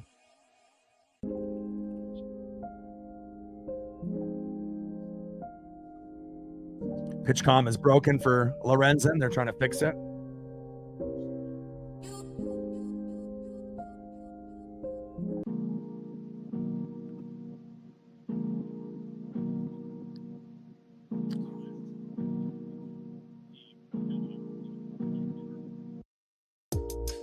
First pitch from Robles. Crushes it towards third base, foul. Sinker 91 miles an hour by Michael Lorenzen. Top of the 5th inning, 3-2 Royals. 3-run jack by Salvador Perez in the first. Eugenio Suarez with a 2-run blast in the second.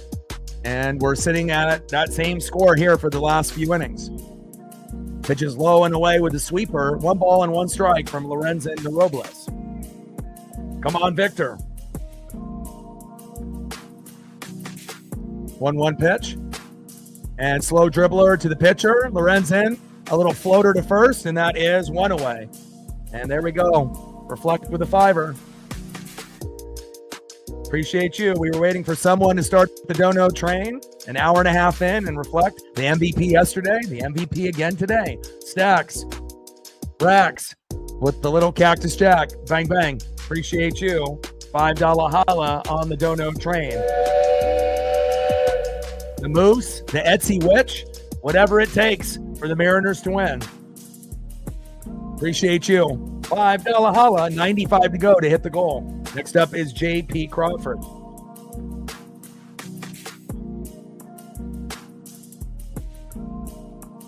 Oh, 1 pitch inside to J.P. 1 ball and 1 strike to J.P. Crawford.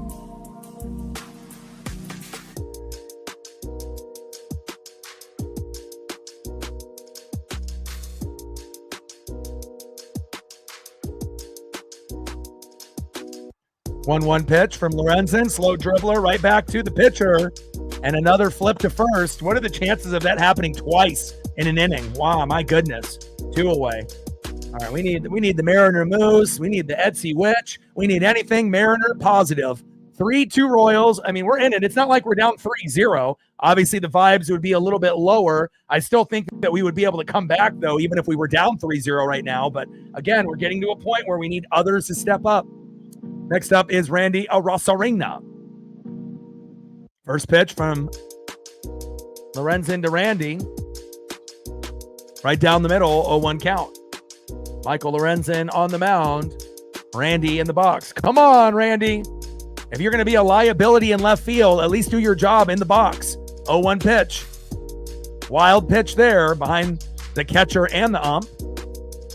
1 ball and 1 strike to Randy Arozarena.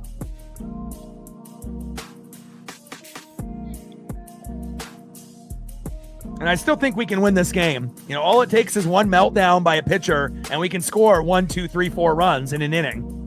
We've done it many, many times. So we're great with 2 outs. We're great in the 7th, 8th, and the 9th. We're great from coming back from behind as long as we're within 5 runs or less, preferably a run or 2. And again, you know, our bullpen overall has been fantastic in September. And most of those games were at home, I understand, and we have been shitty on the road, but that was the past. You know, we are potentially going to try to win our 11th game in a row. And as anyone that follows the MLB, it's hard to even win 4 in a row, let alone 10 in a row. 2-2 pitch, low and at the knees. 2 balls and 2 strikes to Randy Arozarena.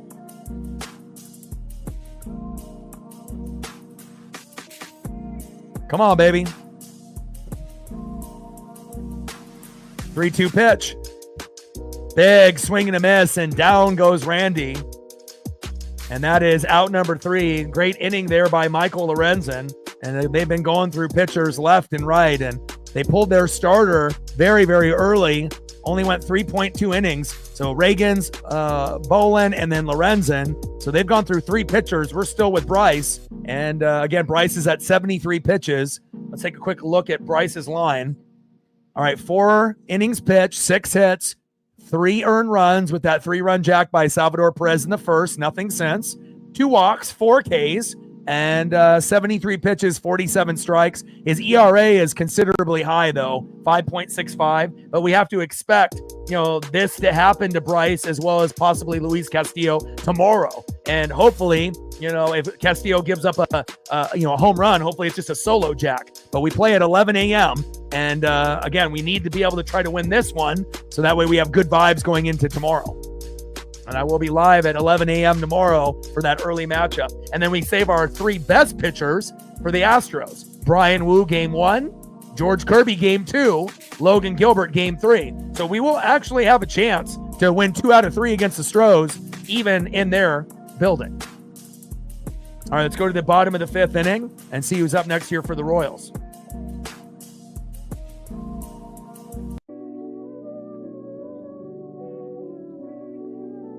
Next up for the Royals, 1 for 2 with a run, first baseman Vinny Pasquantino. Batting second, 1 for 2 with a run and a K, third baseman Michael Garcia. And batting third, 1 for 1 with a run, 3 RBIs, a walk, and a 3-run jack in the first, future Hall of Famer catcher Salvador Perez, who is kind of a Mariner killer like Mike Trout. I mean, if anyone that's been watching the Mariners for the last 10 years, I mean, it feels like Salvador Perez and Mike Trout, you know, no matter, you know, how old they get, they still find ways to hurt us. A thorn in our side like Jose Altuve from the Astros as well. Another guy that just won't go away, always continues to do the damage. All right, let's continue to keep working here. Come on, Bryce. And first pitch to Pasquantino. He's hot and hits it right to Victor Robles. And that's a big single right out of the gate on the first pitch.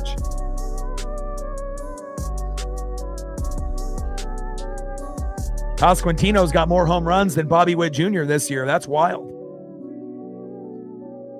Next up is third baseman Michael Garcia. Bond, Strawberry, Julio, and Bobby Witt Jr. That's good stats for 100 home runs, 100 steals in the first 4 seasons, Witt and Julio. And I got to see Witt and Julio in their rookie year, and that's when I got the Julio rookie ball in the 9th inning when I went to go to the bathroom, and it was full. And then I went back to my seat, texted my dad, looked up, and then Julio crushed one foul, hit the little railing right in front of me, and I got the ball. It was almost surreal. But again, Witt was amazing, you know, even as a rookie. 0-1 pitch, low and away. 1 ball and 1 strike from Miller to Garcia. And I always try to be able to see the phenoms early. And again, that was one of my best memories going to a Mariner game, not only getting the Julio ball, of course, but to see Julio and Witt, who were both rated in the top 5 as prospects coming into that year in 2022. Big swing and a miss by Garcia. Nice pitch by Miller with the 4-seam fastball, 94 miles an hour with that heat high and away. 1 ball and 2 strikes from Miller to Garcia.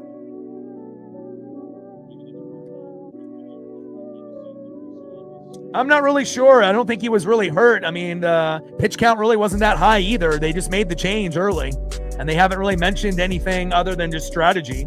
They went from a lefty to a righty, and they're on their 3rd guy now. They went from Reagan's. He was at 62 pitches. He had 4 Ks.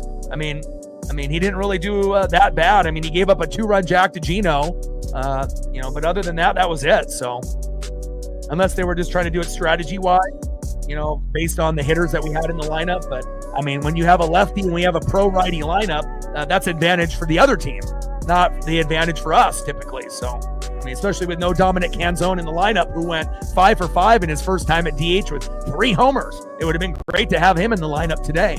So, pitches low and away with that splitter. 2 balls and 2 strikes with a runner at first and no outs. 3-2 Kansas City. Pitches outside, count is full. 3 balls and 2 strikes to Michael Garcia.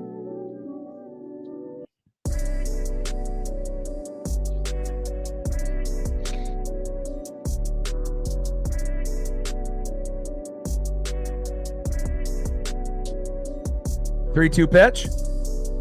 And line drive right to Gino. Look at that, baby.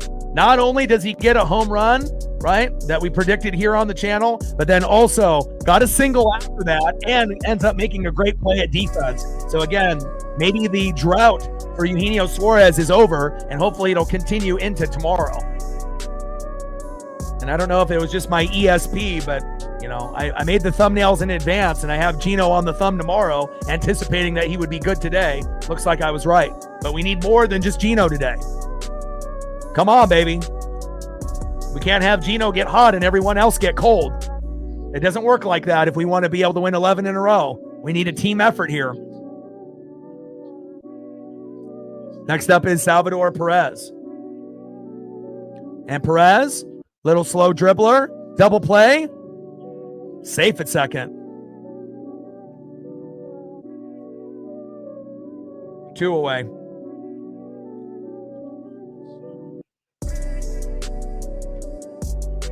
Yeah, Robles has been starting in right pretty frequently. I mean, they did end up, from time to time, throwing in Dom or Luke Rayleigh, but obviously Luke isn't good enough to be playing. Liability in the box.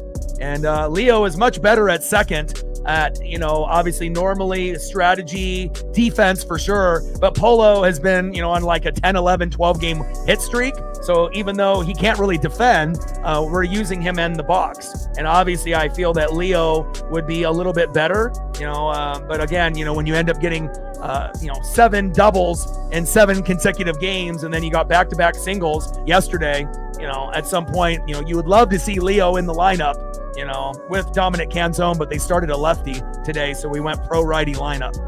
And we have Garver catching, and so anytime you have Garver catching, and then you have a lefty pitcher, that's going to be our shittiest lineup that Dan's going to put together. And again, luckily, they've been able to go to some righty pitchers, so that way we can implement, hopefully, some of these lefty hitters like Canzone and Leo before the game is over. That could potentially save us.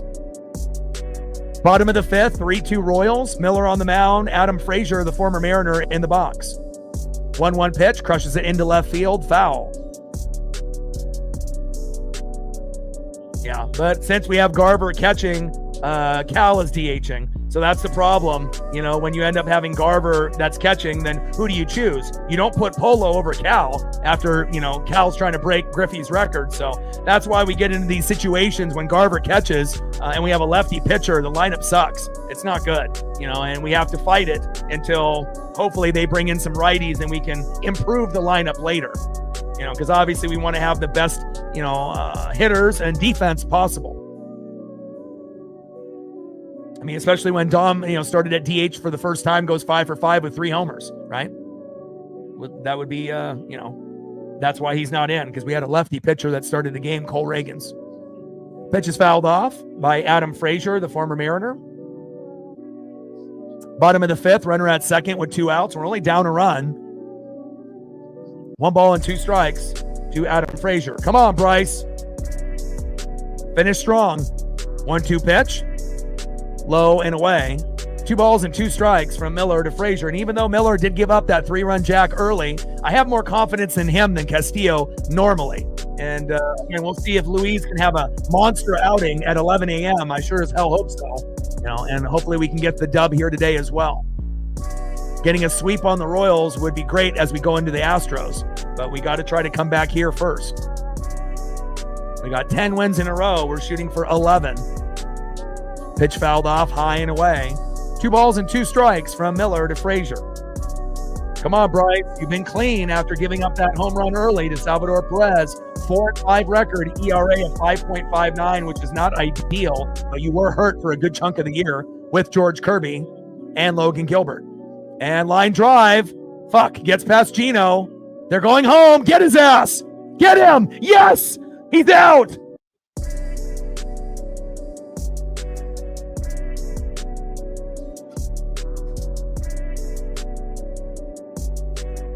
Beautiful throw. There we go. And again, sometimes the throws home are ugly, right? And again, when we don't have Cal there, I get nervous. But that throw, anybody could have made it. Hell, Harry Ford could have been able to make that play, even though they may not trust him yet. But great throw. And again, we end up getting that big out at home. And again, the Mariner defense has been superb, lately. Bullpen has been number 1 in September. Defense has been a 10 out of 10. Hitting, for the most part has been good. It's really been the starting pitching, that has been a little bit of a bugaboo, but not necessarily with guys like Kirby and Wu and Gilbert. Those guys have usually been pretty locked in. It's usually Miller and Castillo that we're worrying about, but overall, Mariners are playing some really good ball here as of late, and the defense has been superb. Now let's go to the top of the 6th inning. Let's tie this game up or take the lead. What do you say?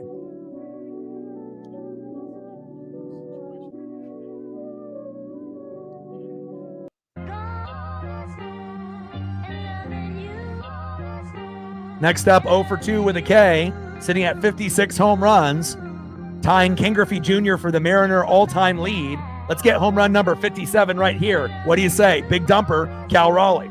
Tie it up 3-3. Batting second, center fielder, Julio Rodriguez. He's overdue for a home run. You need one too. Back to back, let's make it happen. And batting third, second baseman, Jorge Polanco. Trident's up, let's go M's.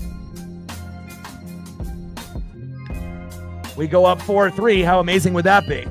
Back-to-back homers, and it's not like we can't do it. We've done it before. I have predicted it before too on the channel. And again, I'm not going to predict it all the time. And Julio is overdue, and let's see if Cal can actually get a pitch that he can hit.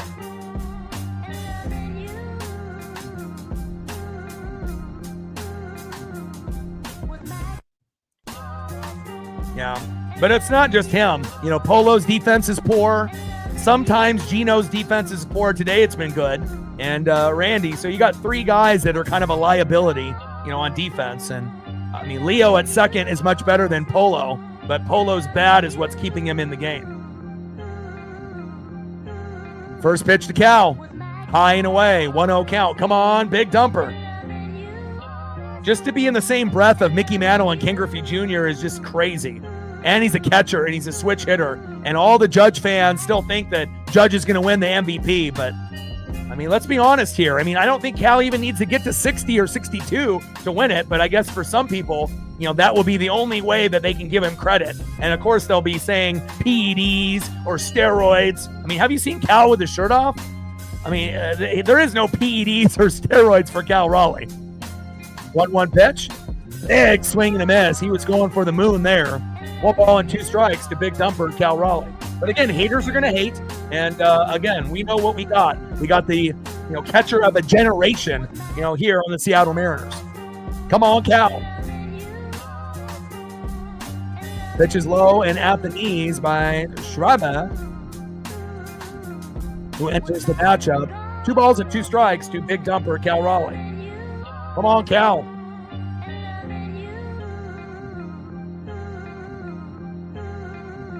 Check swing, and he pops it up into left field, and we're going to have to wait for another at-bat, or possibly tomorrow, and that is one away.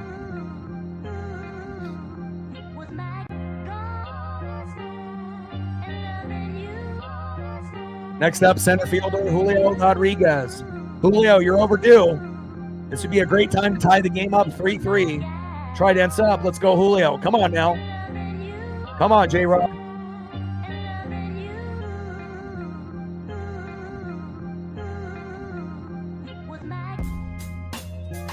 First pitch, high and away by John Schreiber. 1-0 count.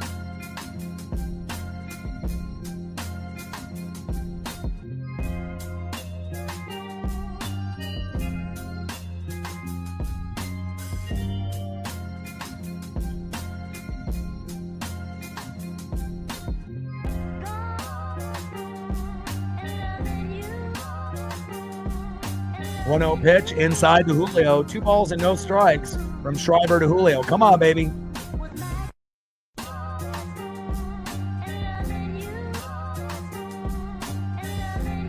Come on, Mariner Moose. Help us. Schreiber on the mound. Julio in the box. And Julio pops up in right field. And that is 2 away. Caglione with the catch. We need Cal and Julio to step up today. And come on now. Next up is second baseman Jorge Polanco. Let's go, Polo. Single, double, home run. Make it happen.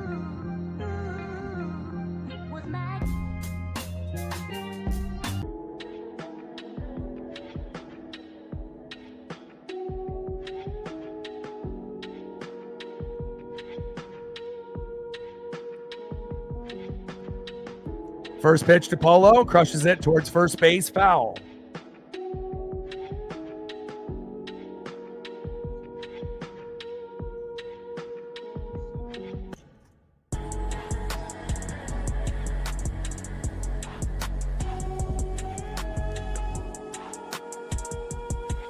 Come on, Polo. 0-1 pitch. High and away. 1 ball and 1 strike to Jorge Polanco. Top of the 6th, 3-2 Royal lead. We're on a 10-game win streak. Gino had a 2-run jack, but we just need a few other individuals to help us out. Gino's got 2 of the 3 hits. Naylor's got the other. Who's going to step up besides Gino and Naylor? Got to get Dom and Leo in the game, period. Pitches outside, 2 balls and 1 strike to Jorge Polanco. I mean, if we get Dom and Leo in the game, I really do think that could be the difference. 2-1 pitch. Polo crushes that one towards first base. No. Third base, left field, foul. 2 balls and 2 strikes to Jorge Polanco. Schreiber on the mound. Polo in the box.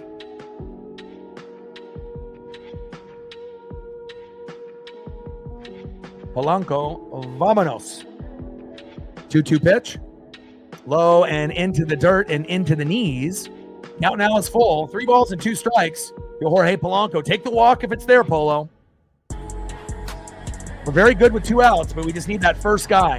And if Polo can get on with a walk, maybe Gino can get a nice RBI. 3-2 pitch. And he fouls it off himself. Hopefully he's okay there, which the Mariner hitters have been doing quite frequently lately.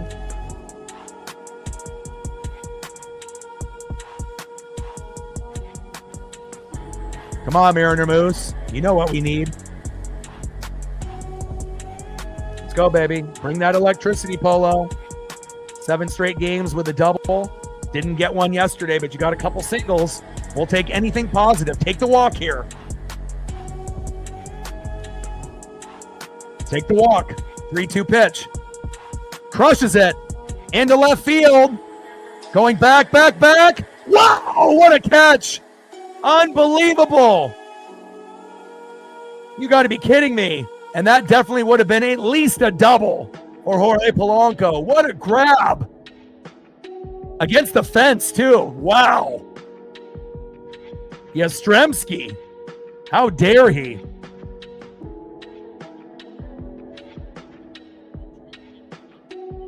What a great play by Mike there in left field. And that is the end of the Mariners there. Let's go to the bottom of the 6th inning.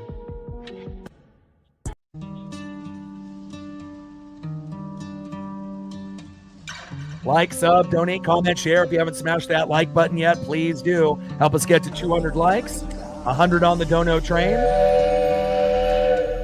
And we're looking for 5 to 15 subs. We needed, 81 to hit 22,000. See where we're at now. And now we only need 74. We've gained 7 since last time I checked. 21,926. 74 more to go to 22,000. Let's go.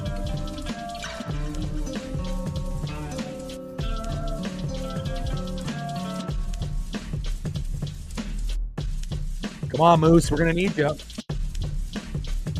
Next up, 0 for 2 in the 7-hole, right fielder, Jack Caglione. Batting second, DHing in the 8-hole, who had 2 homers yesterday, Carter Jensen. And batting third for Kyle Isbell, center fielder with the single already, Tyler Tolbert. Trident's up. Let's go, M's.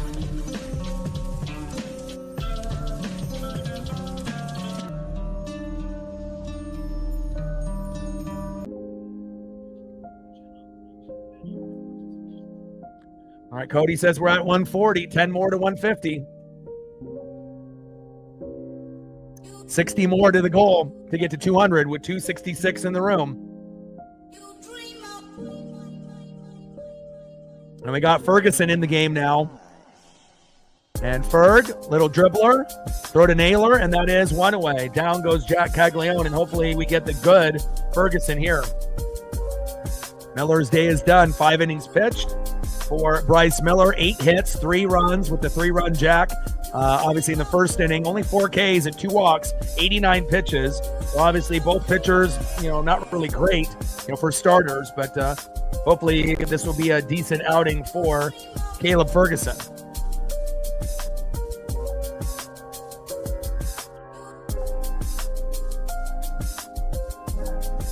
First pitch inside to Carter Jensen with the sinker, 93 miles an hour, 1-0 count. Caleb Ferguson on the mound. Carter Jensen in the box. Come on, M's. Trident's up. 1-0 pitch, high and inside. 2 balls and no strikes from Ferguson to Jensen.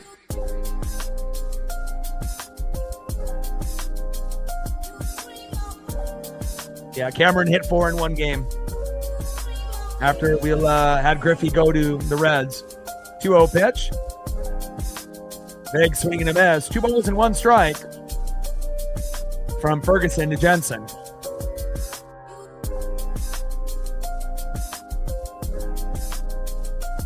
Two 2-1 pitch. Fouls that one off towards behind the plate.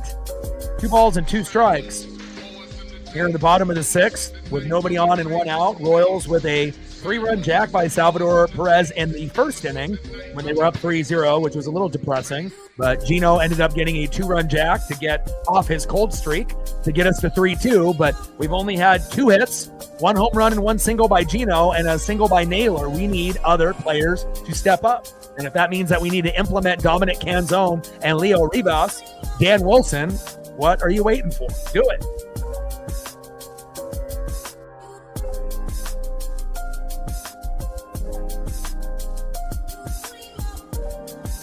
Two pitch. And that could have been strike 3. Where's the call? Up. Right there on the line. Doesn't get the call. Should have been strike 3. We got ripped off there. 3-2 pitch. And then he crushes that one foul. Count still remains 3 balls and 2 strikes to Carter Jensen. And again, the ump has actually been pretty good, today. We haven't really complained too much, but there has been a few missed calls for the Mariners and a couple, for the Royals, but nothing too crazy. But strike 3 there could have been big for Caleb Ferguson. That's probably the first significant miss from this ump late in the matchup here in the bottom of the 6th. I mean, he called strike 3, on that same pitch for the Royals. 3-2 pitch, and then instead of getting a strikeout on Jensen, a couple pitches later, that turns into a walk.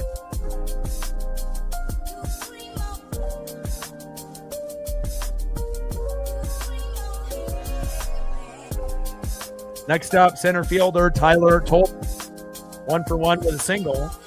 Caleb Ferguson on the mound. Come on, Caleb.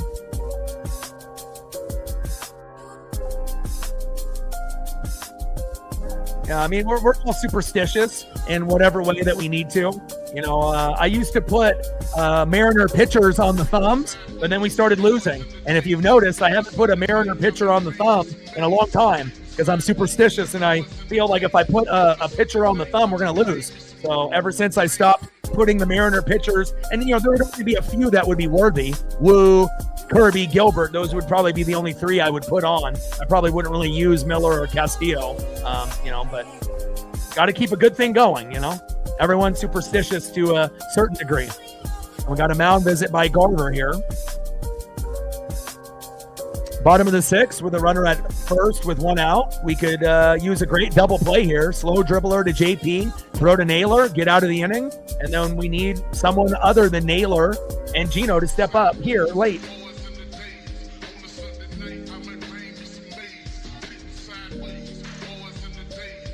I mean, do we want 11 games in a row or not? Let's go.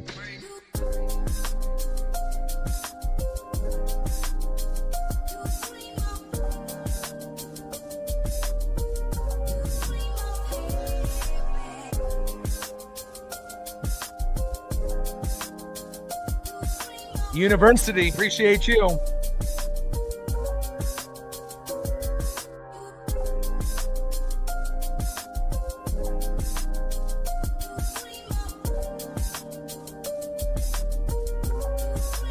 $20 dono by University. Appreciate you so much, man. Pitch right down the middle. 2 balls and 2 strikes. From Ferguson to Tolbert. Stacks. Racks with a little cactus jack. Bang, bang. Thank you so much. $20 on the dono train. As pitch goes towards low and inside at the knees to Tolbert. Count now is full. 3 balls and 2 strikes. $20 on the dono train. Appreciate you very, very much. That puts us at 25, 75 to go to hit the goal. Come on, Caleb, strike him out. Or get a double play here. 3-2 pitch. And hit right into the gap. And I feel like every time that we get one that's hit kind of in the gap, Polo's out of position. Not saying that Leo would have made that play, but you know, Leo is a hell of a lot better defender than Polo, and that was a hard hit ball. I don't know if anyone would have gotten that one.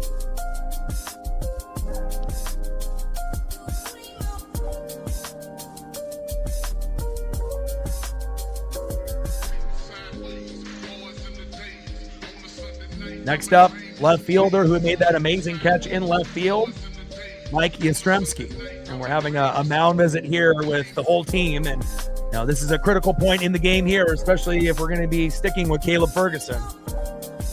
Ferguson on the mound, Yastrzemski in the box.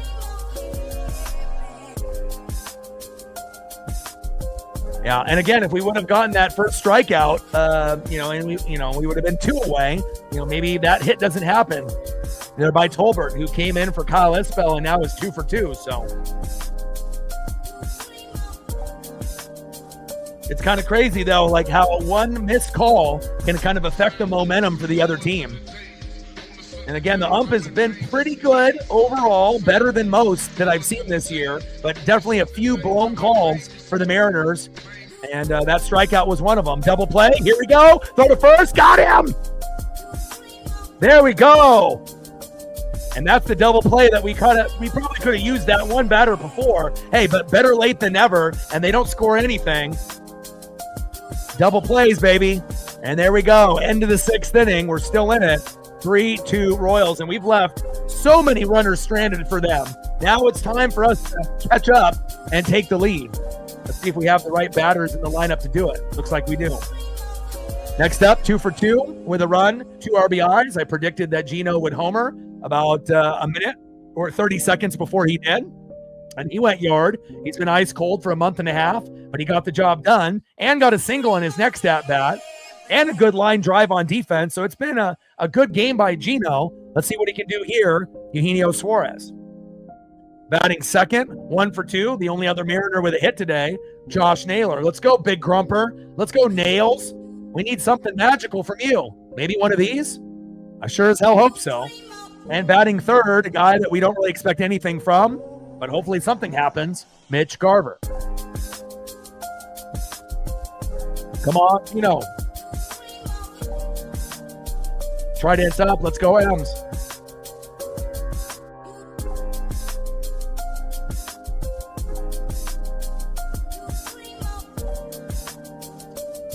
Mariner moves, Etsy Witch. I don't care what we need to pray to, as long as we get this dub. Even if that means we only win 4-3, I don't think any Mariner fan would care. We just won 11 wins in a row with a chance to sweep this team tomorrow with La Piedra. Luis Castillo on the bump tomorrow at 11 a.m. Pacific.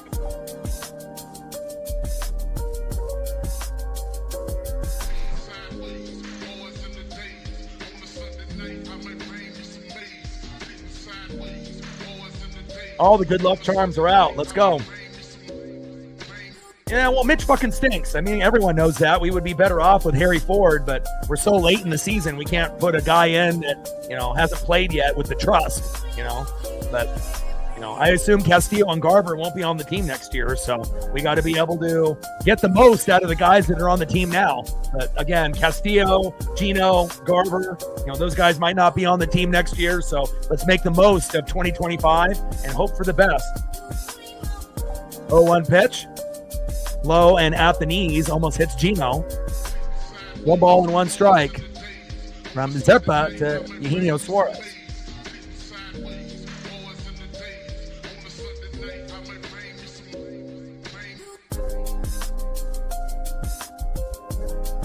Gino crushes that one foul.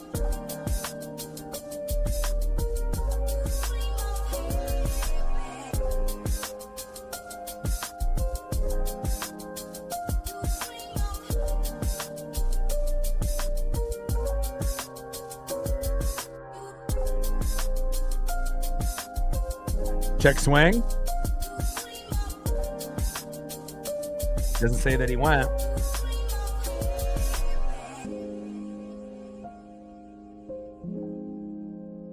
Angel Zerpa on the mound. Gino in the box. 2-2 pitch is high and away. Count now is full to Eugenio Suarez. Come on, Gino. Good vibes only, baby. Let's go. 3-2 pitch. And Gino crushes it in the left field. He's hot, baby. I told you. Go, go, go. And Gino with a double. And that's how you go from doing nothing for a month and a half and then getting a big 2-run blast, a single and a double. And I kept telling you guys that eventually he would get hot. And I know some people rolled their eyes and said, yeah, he'll never get hot. Here it is. When we need him the most, when we're down 3-0, he's been Mr. Seattle Mariner today. Great job by Gino. There we go. Now let's see if we can knock him home. Next up is Josh Naylor.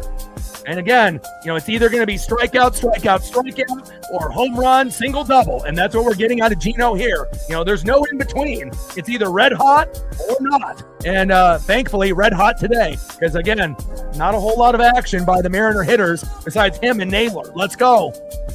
First pitch is high and away. I smell a meltdown. 1-0 count. Top of the 7th, 3-2 Royals. Zerpa on the mound. Naylor in the box. 1-0 pitch. Right down the middle. Beautiful pitch there. 1 ball and 1 strike to Josh Naylor.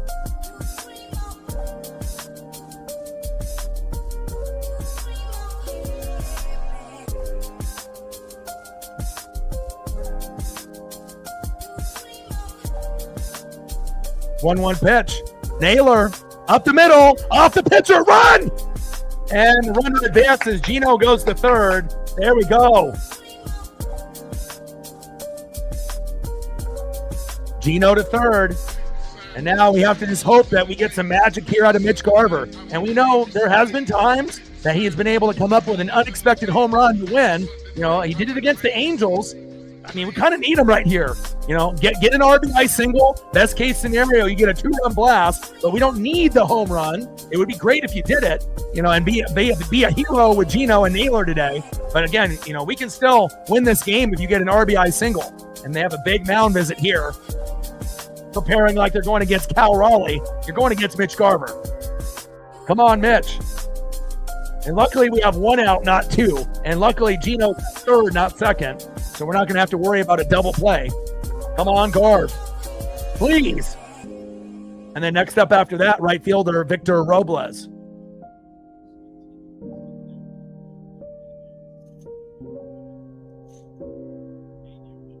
Let's go.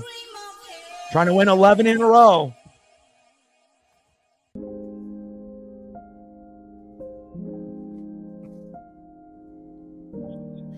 Come on, Garv. AR in the building. What's good? Wild pitch would be great too, Marine Bean. You know, again, we're due for one of those as well. I mean, sometimes that ends up being like Gabe Spire doing that for us. But a wild one here by Angel Zerpa would be great. And Garver hitting it into center field. Gino tagging up. Run, Gino, run! Run, Gino! Yes! Boom! Sac fly, 3-3. Let's go!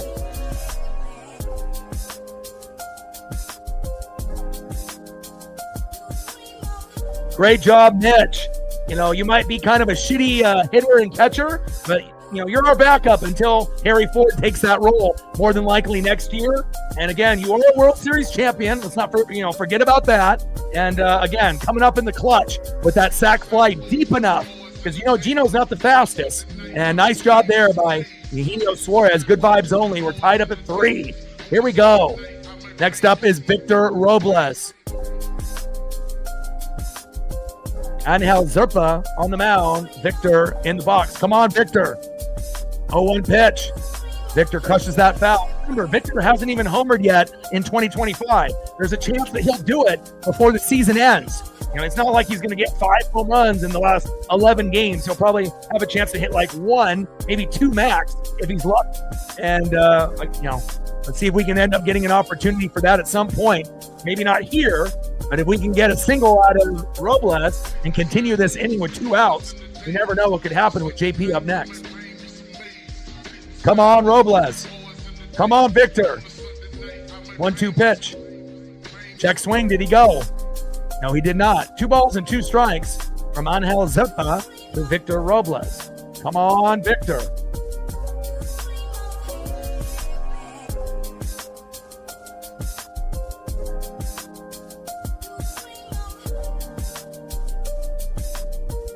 Two-two pitch. Robles to Garcia. Wow, what a laser. And that is out number 3. Dude, Michael Garcia got a laser out there. Almost looked like a Bo Jackson Ichiro type of throw. Wow. But at least we tied the game up before out number 3, and that's all that matters. And now we gain the momentum back, and now it's 3-3. Let's go to the bottom of the 7th inning and see who's up next for the Royals.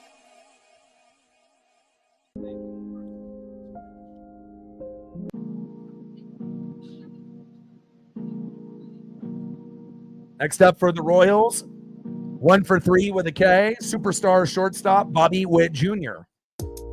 Batting second, 2 for 3 with a run, first baseman, the most underrated player on the Royals, Vinny Pasquantino. He's got more homers than Bobby Witt Jr. Who would have thought? And batting third with that great play at third base with the laser arm, 1 for 3 with a run and a K, Michael Garcia. Trident's up. Let's go, M's.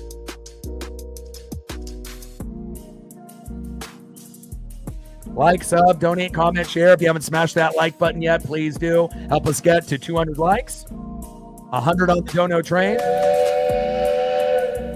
And we're looking to get 5 to 15 subs. Let's get it, baby.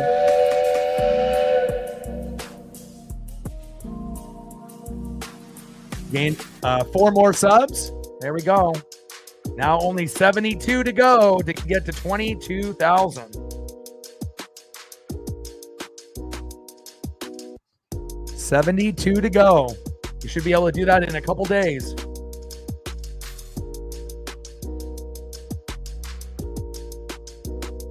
Exactly.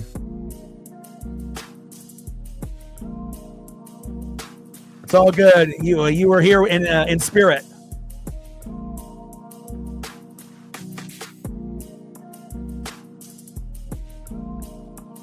And the Gabe Spire entering the matchup here.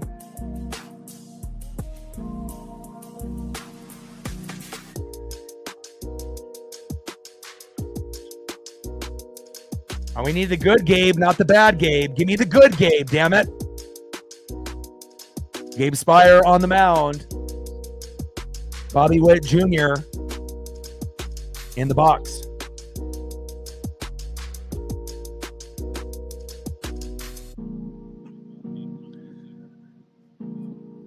And Witt pops up. Naylor is in foul territory, but he's a great defender. Good, nice catch, Nails. And the big grumper, probably the most universally liked guy that we've ever gotten, at the deadline. Amazing player, And again, I really, really hope the ownership realizes that this is a guy that, again, if we're not going to have Castillo or Garver or Gino on the team, give Naylor the money and let Naylor be a Mariner for life until he's done. Facts. He's too valuable. Next up is first baseman Vinny Pasquantino. Having a good day, 2 for 3 today with a run. First pitch right down the middle. That's the good Gabe. Bringing the heater right down the middle, 0-1 count. Bottom of the 7th, 3-3. Mariners and Royals. We've won 10 in a row. We're looking for our 11th win in a row. And we're going to have to earn it here in the bottom of the 7th moving forward. 0-1 pitch. Slow dribbler up the middle. From the knees. Got him!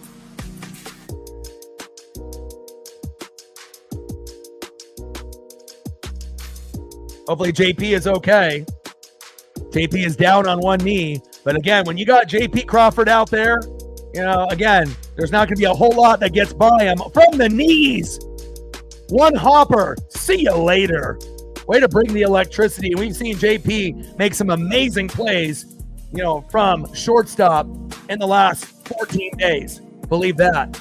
Beautiful. I mean, whether he flips it with the glove or ends up having a one-hop it or two-hop it, going for double plays or just outs to Naylor at first, beautiful. Keeping us in games where sometimes we have no business being that close. Great job, JP. Next up is Michael Garcia. And Garcia crushes it into right field. Get it, Victor! Yes! And Robles gets out number 3, and now this is where we take the lead in the top of the 8th. Great job by Gabe Spire. Here we go.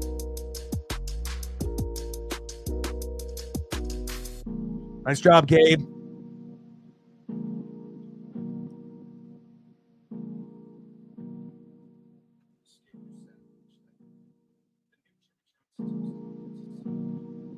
Next up, in the 9-hole, 0 for 2 with a K, shortstop JP Crawford. And usually when a player ends up making an amazing play on defense, if they have an opportunity to bat in that next inning, usually it turns into something good. Could we get a single, double, triple, or home run from JP Crawford here? I sure as hell hope so.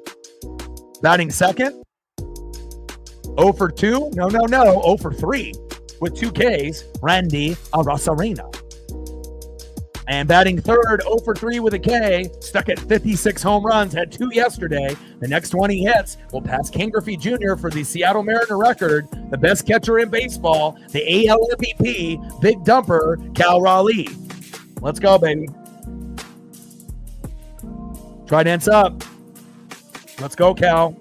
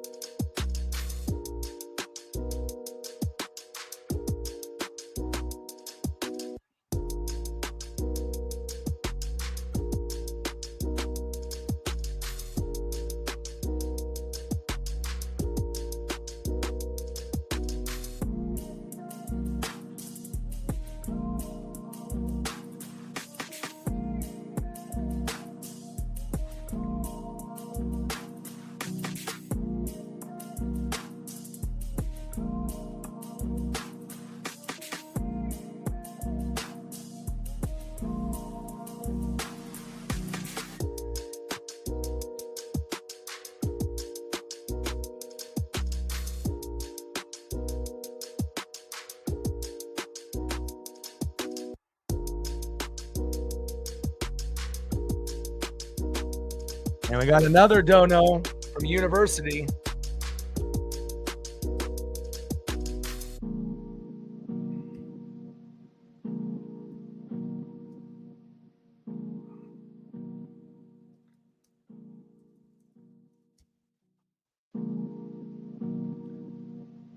$20.33. Keep that dono train coming. Stacks, racks with a little Cactus Jack. Bang, bang. Appreciate you.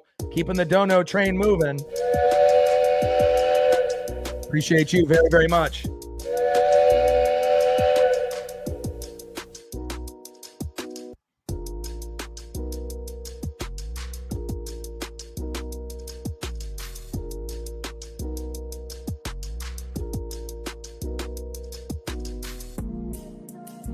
And let's go, JP Crawford, back, see ya. And just like that, when JP Crawford makes a great play on defense, right, what happens? You end up feeding off that momentum, right, and that juice, the ice water in your veins, and he decides to go yard, and just like that, 4-3 Mariners, let's go. And again, when you watch baseball as closely as we do here, sometimes and again, you make a great play on D, it turns on to a great play on O, especially if you get up right away after making the play. And just like that, now we have the momentum. J.P. Crawford with home run number 11. Our ESP is on point, baby. Let's go. Next up is Randy Arosarena. Let's get it. Hell yeah.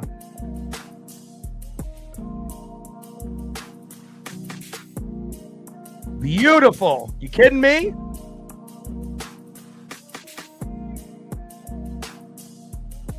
Now we're going to have a pitching change.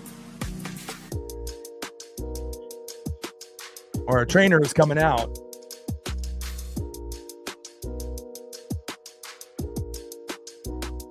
And it happens often. You just have to read in between the lines. And again, if you watch baseball, things are not always black and white. There's going to be a gray area. And again, it's not just, the Mariners that this happens for. It happens to every team. Someone makes a home run saving catch in the outfield, and then the first one up in the next inning, boom, they hit a home run. It happens more times than you think. And J.P. Crawford, home run number 11. And again, if you watch closely and you remember history tends to repeat itself. Records are meant to be broken, but history repeats itself over and over again.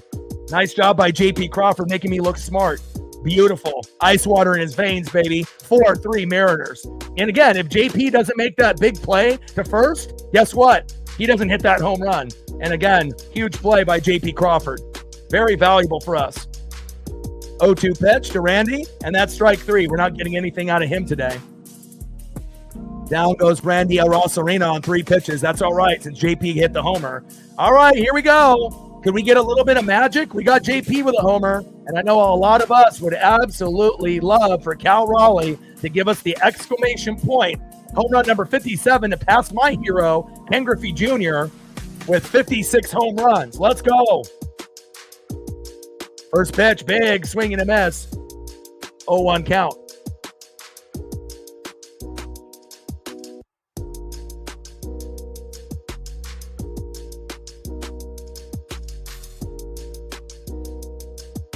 Oh, 0-1 pitch. Big swing and a miss by Big Dumper behind the count 0-2. And we don't need to, again, it's going to be on his mind. We just have to let it happen organically and whatnot. And if he doesn't homer today, I think there's a very good chance he'll be able to do it tomorrow or potentially against the Astros. So, but again, if he can get one more multi-homer game here in the last, 11, there's a good chance he can get to 60 to 62. So, come on, Cal. 0-2 pitch. That one's fouled off.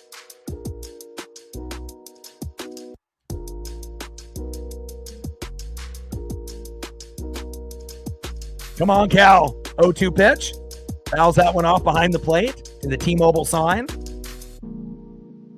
And again, there's no quit in us, right? We were down 3-0. A casual Mariner fan would have turned it off and said, oh, we lost, right? But I told y'all, have some faith. Gino was going to have a great day today, and he did. Cal, right up the middle. Here we go. It wasn't home run number 57, but we'll take a single by the Big Dumper, and just as valuable.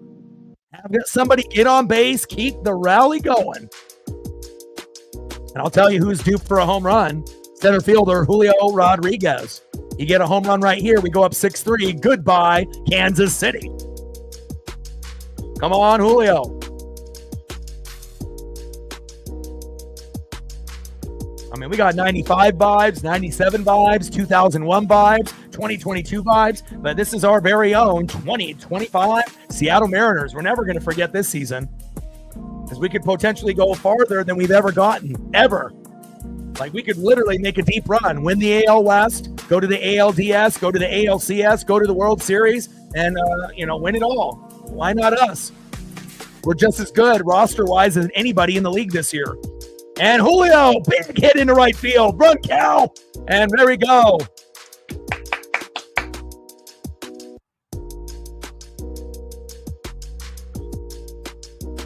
Julio Rodriguez having a fantastic second half of the season, as he always does.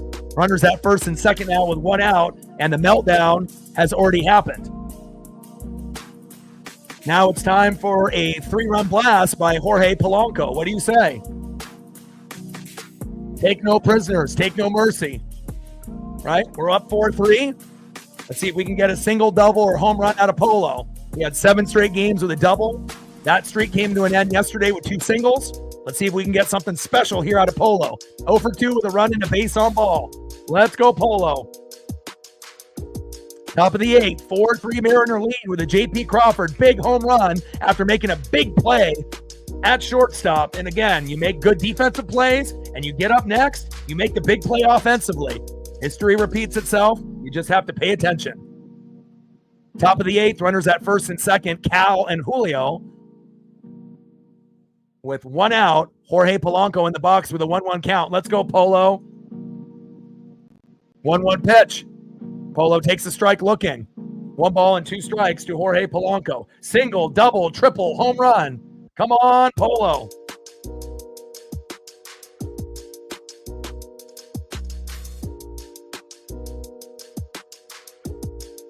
Polo takes a pitch outside. 2 balls and 2 strikes to Jorge Polanco.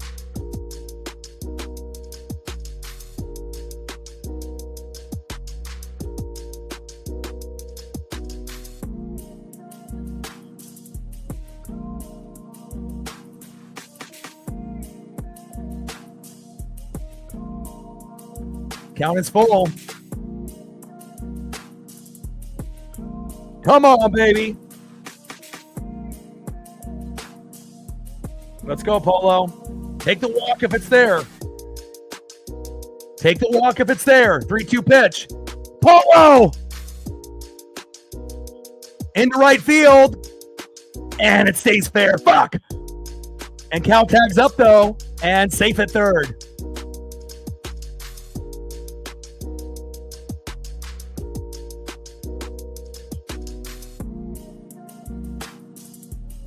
Houston 5, Texas 2. Boo!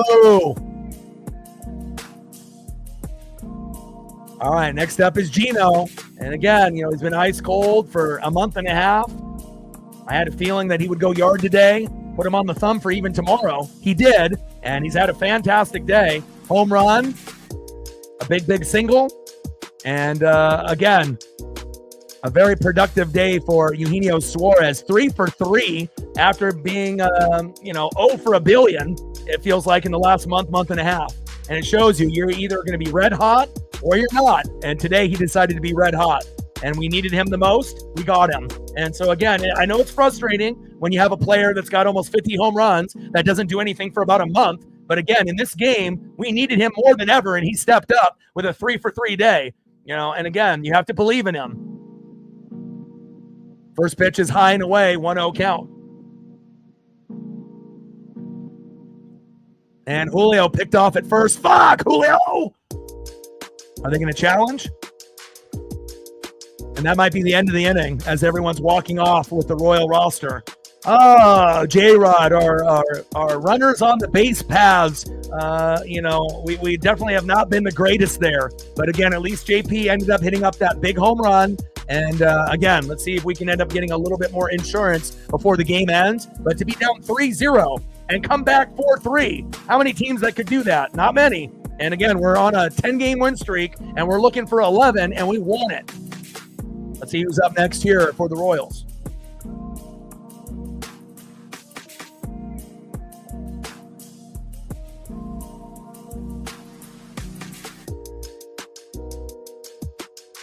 Next up, 1 for 2 with a run, 3 ribbies, a base on ball, had a 3-run jack in the first inning against Bryce Miller, Salvador Perez. Batting second, 1 for 3, the former Mariner, Adam Frazier. And batting third, right fielder in the 7-hole, Jack Caglione. And Brash is coming in. And let's just pray that this is the good Brash, not the bad Brash. Mariner Moose, you did your job. Etsy Witch, you did your job. Mariner fan base in the room, we did our job. Let's go. And we have to be very thankful that JP made that great defensive play, because honestly, I don't think he would have hit that homer if that didn't happen. And again, you play good on D, you get rewarded on O. Facts.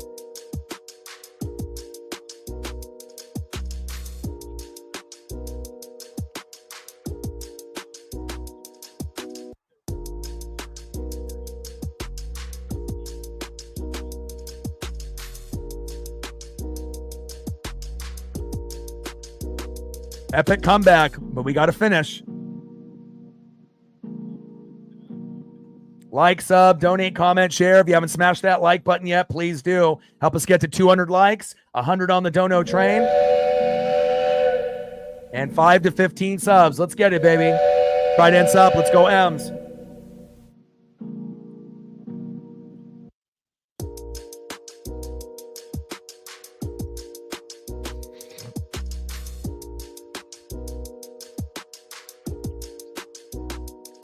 Well, Dan, obviously you haven't been watching games, because if a guy gets 7 doubles in a row in 7 games, I wouldn't consider that trash. If you actually watch the games, you would know that.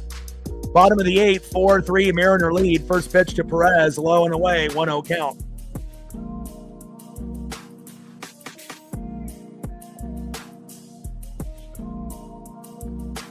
Silly casuals.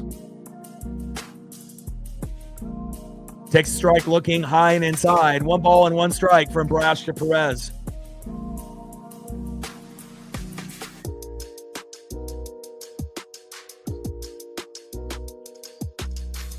One pitch, low and away. 2 balls and 1 strike to Salvador Perez.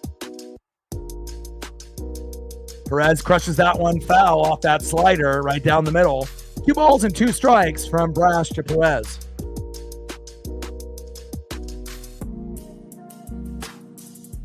Come on, Brash.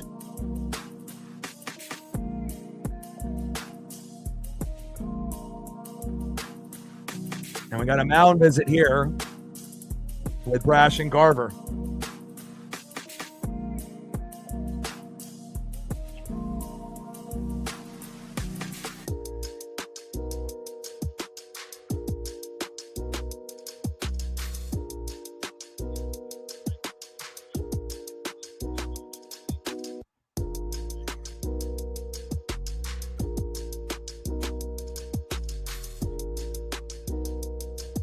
Bottom of the 8th, 4-3 Mariner lead with nobody on and no outs.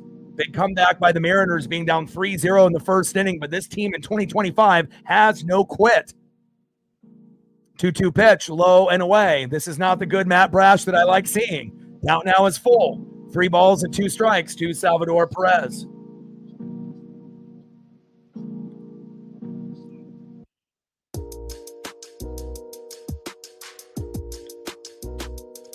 And that is a 3-2 pitch that turns into a walk to Salvador Perez.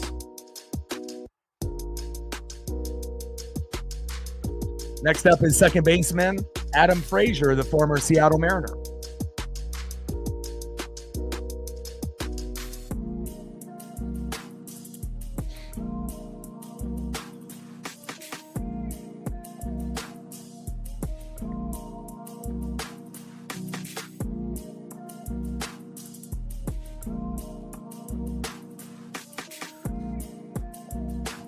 Come on, Brash. We need a strikeout and a double play, or a double play and a strikeout. Come on. First pitch to Frazier. High and away. Can't hit the strike zone worth of shit. Come on, Brash.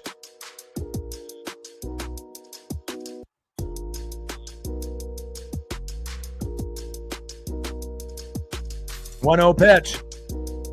Big swing and a miss. 1 ball and 1 strike from Brash to Frazier. Come on, Matt. I know you had Tommy John. You showed no signs of it in the first half of the season. Let's go.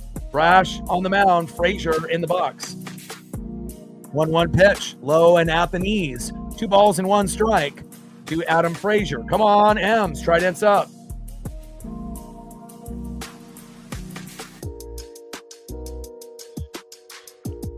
Two 2-1 pitch.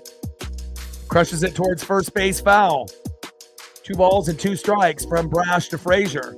Give me the strikeout here and then the double play on the next batter. Strikeout on Frazier, double play from Caglione.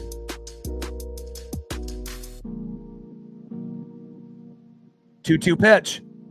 Pitch is low and away. Come on, Matt. Count now is full. 3 balls and 2 strikes from Matt Brash to Adam Frazier. Come on. We can't have a meltdown by one of our more quote-unquote reliable guys. Come on now. 3-2 pitch. Crushes that one, fading foul into left field.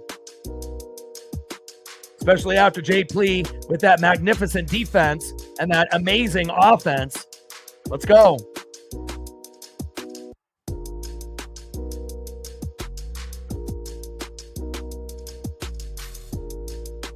Three-two pitch. Oh, fuck.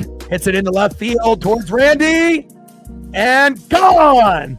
You got to be shitting me. Matt Brash, boo. And just like that, we're down 5-4 to Kansas City. God, what the fuck? And that's why you don't bring in Matt Brash in games late. Not good. No confidence with him whatsoever. Terrible. Great play by Adam Frazier going yard with a man on board, bringing the electricity, and now we're going to have to come back again.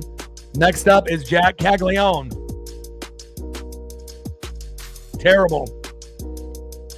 Yeah, Vargas was available, but he gave up a home run also yesterday, so I don't think that would have been a good option either.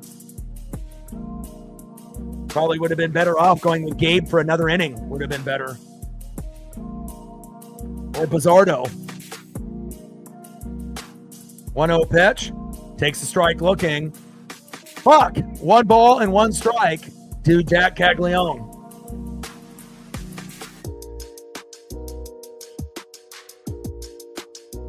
One pitch. Big swing and a miss. 1 ball and 2 strikes to Caglione. Bottom of the 8th, 5-4 Royal lead.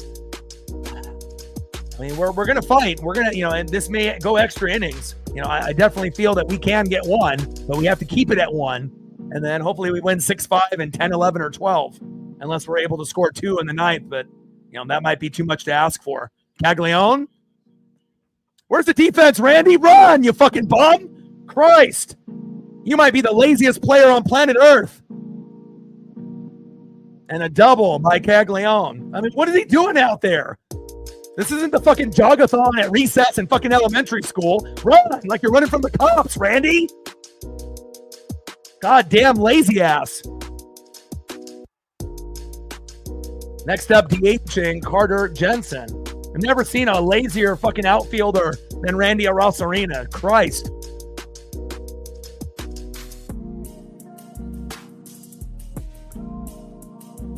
Next up is Carter Jensen. And another hit.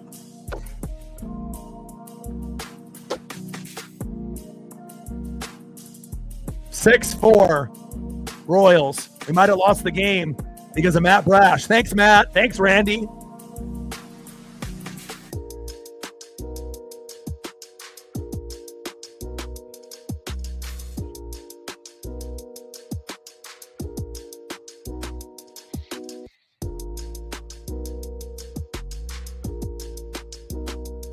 A little too late to get on the phone now, Woodworth. Should have had Bizzardo come in instead, or even have Gabe go for another. And a drop a bunt down. Throw to first. Oh, look, we finally got an out. Nice job by Tolbert there.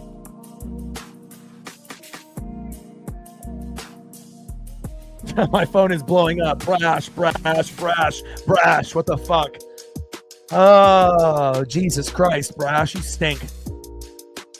Again, he was great in the first half of the season, but I don't trust him at all.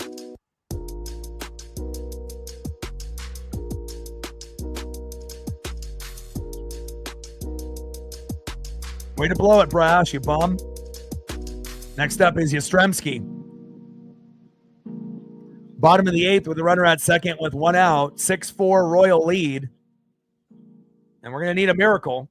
And we've already come back multiple times in this game, but this is going to be really tough. And we have to find a way if we can hold them to only getting 2 and then find a way to win 7-6 in extras. But first, we have to score 2 here in the top of the 9th, which won't be easy. Is it possible? Yes. But again, it would have been much better if we were only down 1, not 2. Instead, we get a fucking meltdown by Brash here. 1-1 count. Strike right down the middle. 1 ball and 2 strikes from Brash to Yastrzemski. And then we got Luis Castillo on the bump tomorrow at 11 a.m. Oh, Brash. Not reliable. Pitches low and away. 2 balls and 2 strikes to Mike Yastrzemski.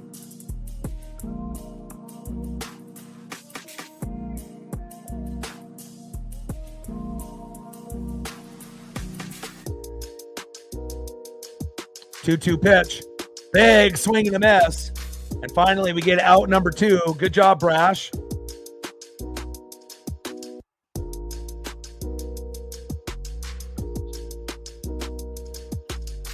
Next up, potentially the last batter, we hope.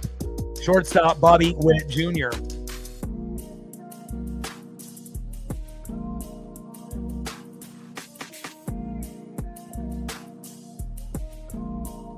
First pitch high and inside. And you already knew it was going to be a bad outing by Brash, because anytime he gets into full counts and he's throwing wild, and he's not in 0-2 counts, you already know it's going to be a disaster. And again, that's exactly what you ended up getting from him. If you can't hit the strike zone, it's game over. At least for him. We still have a chance, down 2, but hopefully it stays 2.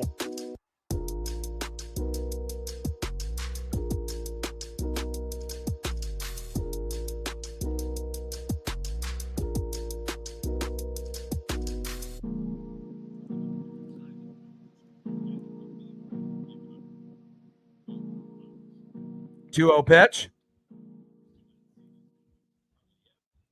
Third time that Brash has given up 3 runs in his career. Worst fucking timing ever.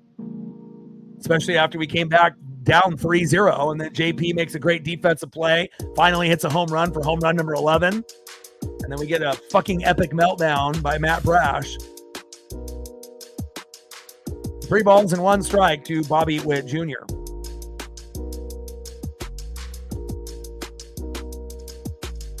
Three-one pitch. Finally gets a strike there in the middle. Count now is full. 3 balls and 2 strikes with a runner at second and 2 outs. 6-4 Royal lead. We still have a chance. It may be a small chance, but we still have a chance. And hopefully we'll be able to tie it and win it in extras. Broken bat. And here comes another run. This one's over. Again, if we were able to keep it at 1 or 2, but now it's 3. Brash lost it for us. He gave up 4 runs, you fucking bum. It's over. Winning streak is over, but we have a chance still to win the series tomorrow with Luis Castillo on the mound. And again, we had to shoot for winning 2 out of 3 against the Royals, 2 out of 3 against the Astros, sweeping the Rockies at home, and hopefully trying to win 2 out of 3 against the Dodgers. We wanted to try to go 8-4, in these last 12 games. And, it's not like we were going to, win like 18 in a row. But, great job, Brash. And now Carlos Vargas coming in. But he already gave up a home run yesterday. We can't win them all, but very disappointing after, the heart that the Mariners had in this game. And we knew at some point that L was coming, but I don't know if we anticipated a fucking meltdown by Brash, of all people, to be the reason that we lose. Oh, 4-3 lead evaporates to fucking a 7-4 deficit.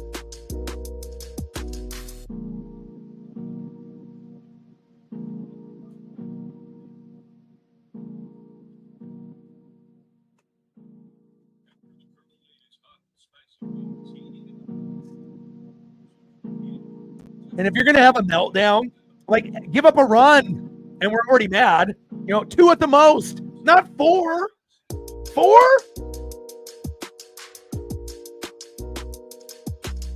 4? Golly. I know he feels bad. I mean, this is only the third time that they said the third time they gave up 3. This might be the first time he's given up 4. But again, the trust level with him in the second half of the season is not good. I mean, at least for me, I don't trust him. We would have been better off going with Bizzardo than him. Hell, we would have been better off keeping Gabe Spire in for another inning. And even though I don't trust Gabe either, I don't think Gabe would have given up 4. Maybe would have given up 1 or 2 maybe, but...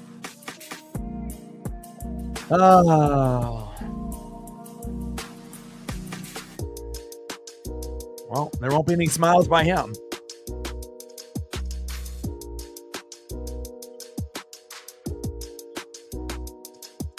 All right, let's see if Carlos Vargas can get this last out for us, who gave up a homer yesterday. Come on, Vargas. You've actually been pretty good in the second half of the season. You used to be one of the worst players on the team with Dylan Moore, and you kind of got better as the season went on, but you're still kind of wild, and I don't really trust you either, but trust you more than Brash. Bottom of the 8th, 7-4 Kansas City, after the Mariners had a 4-3 lead after being down 3-0. Runner at third with 2 outs. And Pasquantino pops up, and Victor is there for out number 3. All right, we're going to need a epic comeback, one of the biggest comebacks of 2025. We're down by 3. We're going to need 4 to win in the 9th or 3 to tie, and then we got to pray that they don't get anything if we do get the 3, and then we win 8-7 and 10, 11, or 12. The chances of this happening, probably 1%. But again, as long as we have a percent, there's a chance. Let's see who's up to see if we actually have a chance based off the lineup. Leading off, 1 for 3, first baseman Josh Naylor. Batting second, 0 for 1 with an RBI, base on ball, and a K, Mitch Garver. Batting third, 0 for 3, Victor Robles. So based off that lineup, probably not the most ideal 3 guys you would want up at this moment. But, I've seen crazy shit happen. Oh.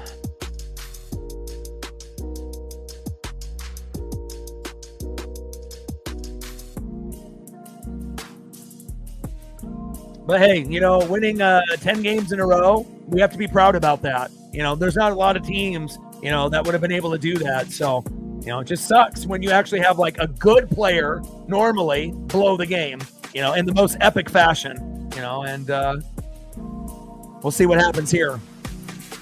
And we got a game tomorrow at 11 a.m. Pacific, and I will be streaming it. Luis Castillo on the mound. Hopefully he will pitch well to give us a chance to win 2 out of 3. And then obviously we have to shoot for 2 out of 3 against the Astros in Houston, which will be hard. We might only win 1 out of 3. And then we have to sweep the Rockies 3 at home, and we have to shoot for 2 out of 3 against the Dodgers. But, we might only win 1 out of 3.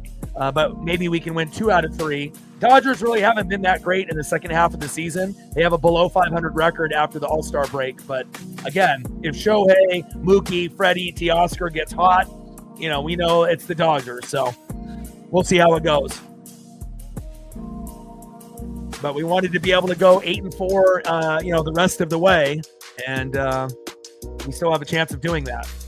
Drop 1 game here, 1 game to the Astros, potentially 2 to the Dodgers, win the rest. We go 8-4, we get to 90 wins. That'll be good enough to get first place in the AL West over the Astros. Oh, Carlos Estevez on the mound and Josh Naylor in the box. Or it's Gino still. Oh, yeah, that's right, because Julio got thrown out for the last out. First pitch to Gino, 0-1 count. Totally forgot about Julio's blunder at first, getting thrown out. 0-1 pitch. And Gino is 3 for 3 after going like 0 for a billion, for the last month and a half. So he did his job.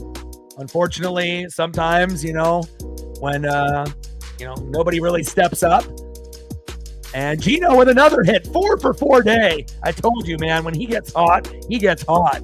Ridiculous. How do you go 0 for a billion and then go 4 for 4? But I guess that's what world we live in here with the Seattle Mariners in 2025. Nice job, Gino. There we go. Giving us a little life. Next up is Josh Naylor. And if there was ever a moment that we needed a 2-run jack from Josh Naylor to make it 7-6, it's fucking right now. Sports gods, are you listening? Come on, Nails. Come on, Big Grumper. Come on. Come on, Nails. First pitch. Takes a strike right down the middle, 0-1 count. I mean, if he homers and we go 7-6, we can come back. But again, we're going to need that home run. Because then it would be 7-6 with no outs, and we could potentially win or, tie it up and go into extras and win. Nail up the middle. Yes! Yes! Go, go, go! Go, Gino, go! Go, go, go! And Gino at third. Here we go. Come back, baby. Let's go.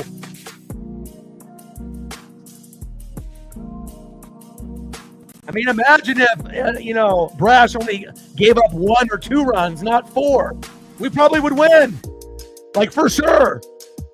Here we go. Runners at first and third with no outs.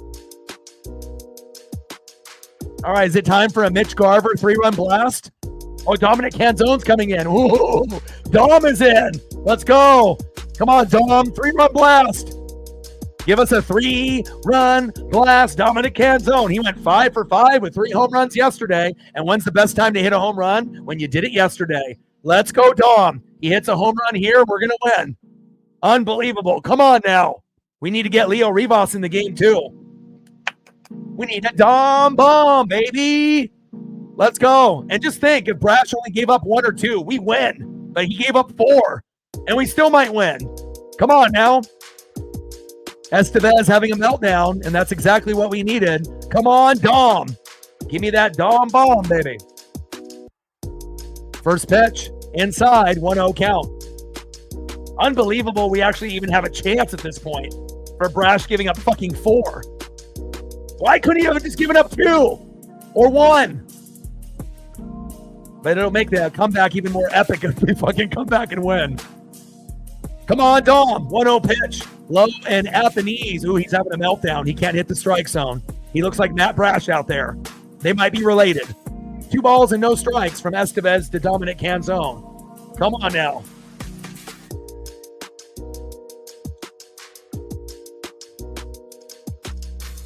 Big swing and a miss.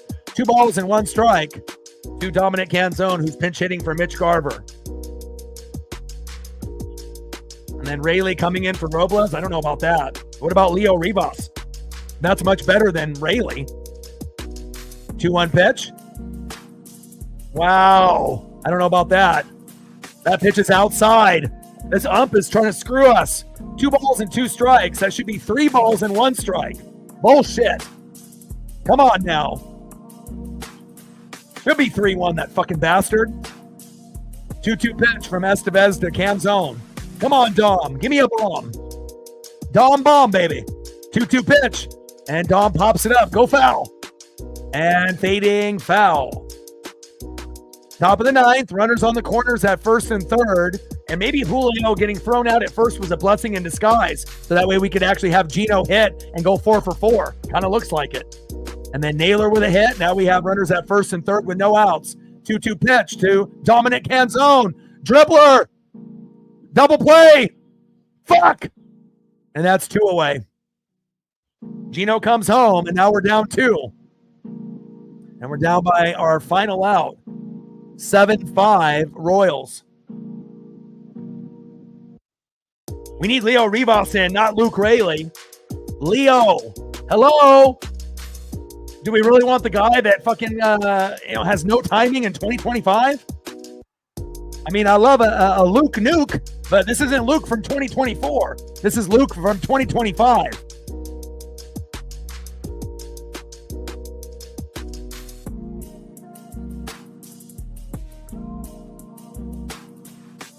All right, Luke. You better do one of these if you fucking get up there. Make it 7-6 and keep this inning going.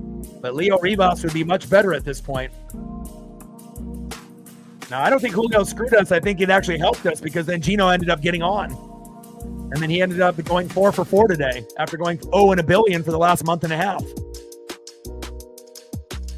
First pitch, check swing, terrible.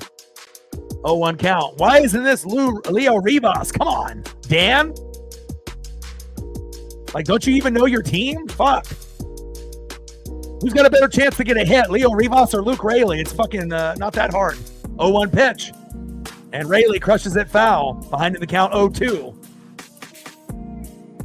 Oh. It might be over here on the next pitch. Where is Leo? 0-2 pitch. Low and Athens. I mean, literally the last guy that you would want up is fucking Luke Raley. His timing has been completely off this year. 1 ball and 2 strikes to Luke Raley, but I guess a blind squirrel can get a nut at some point.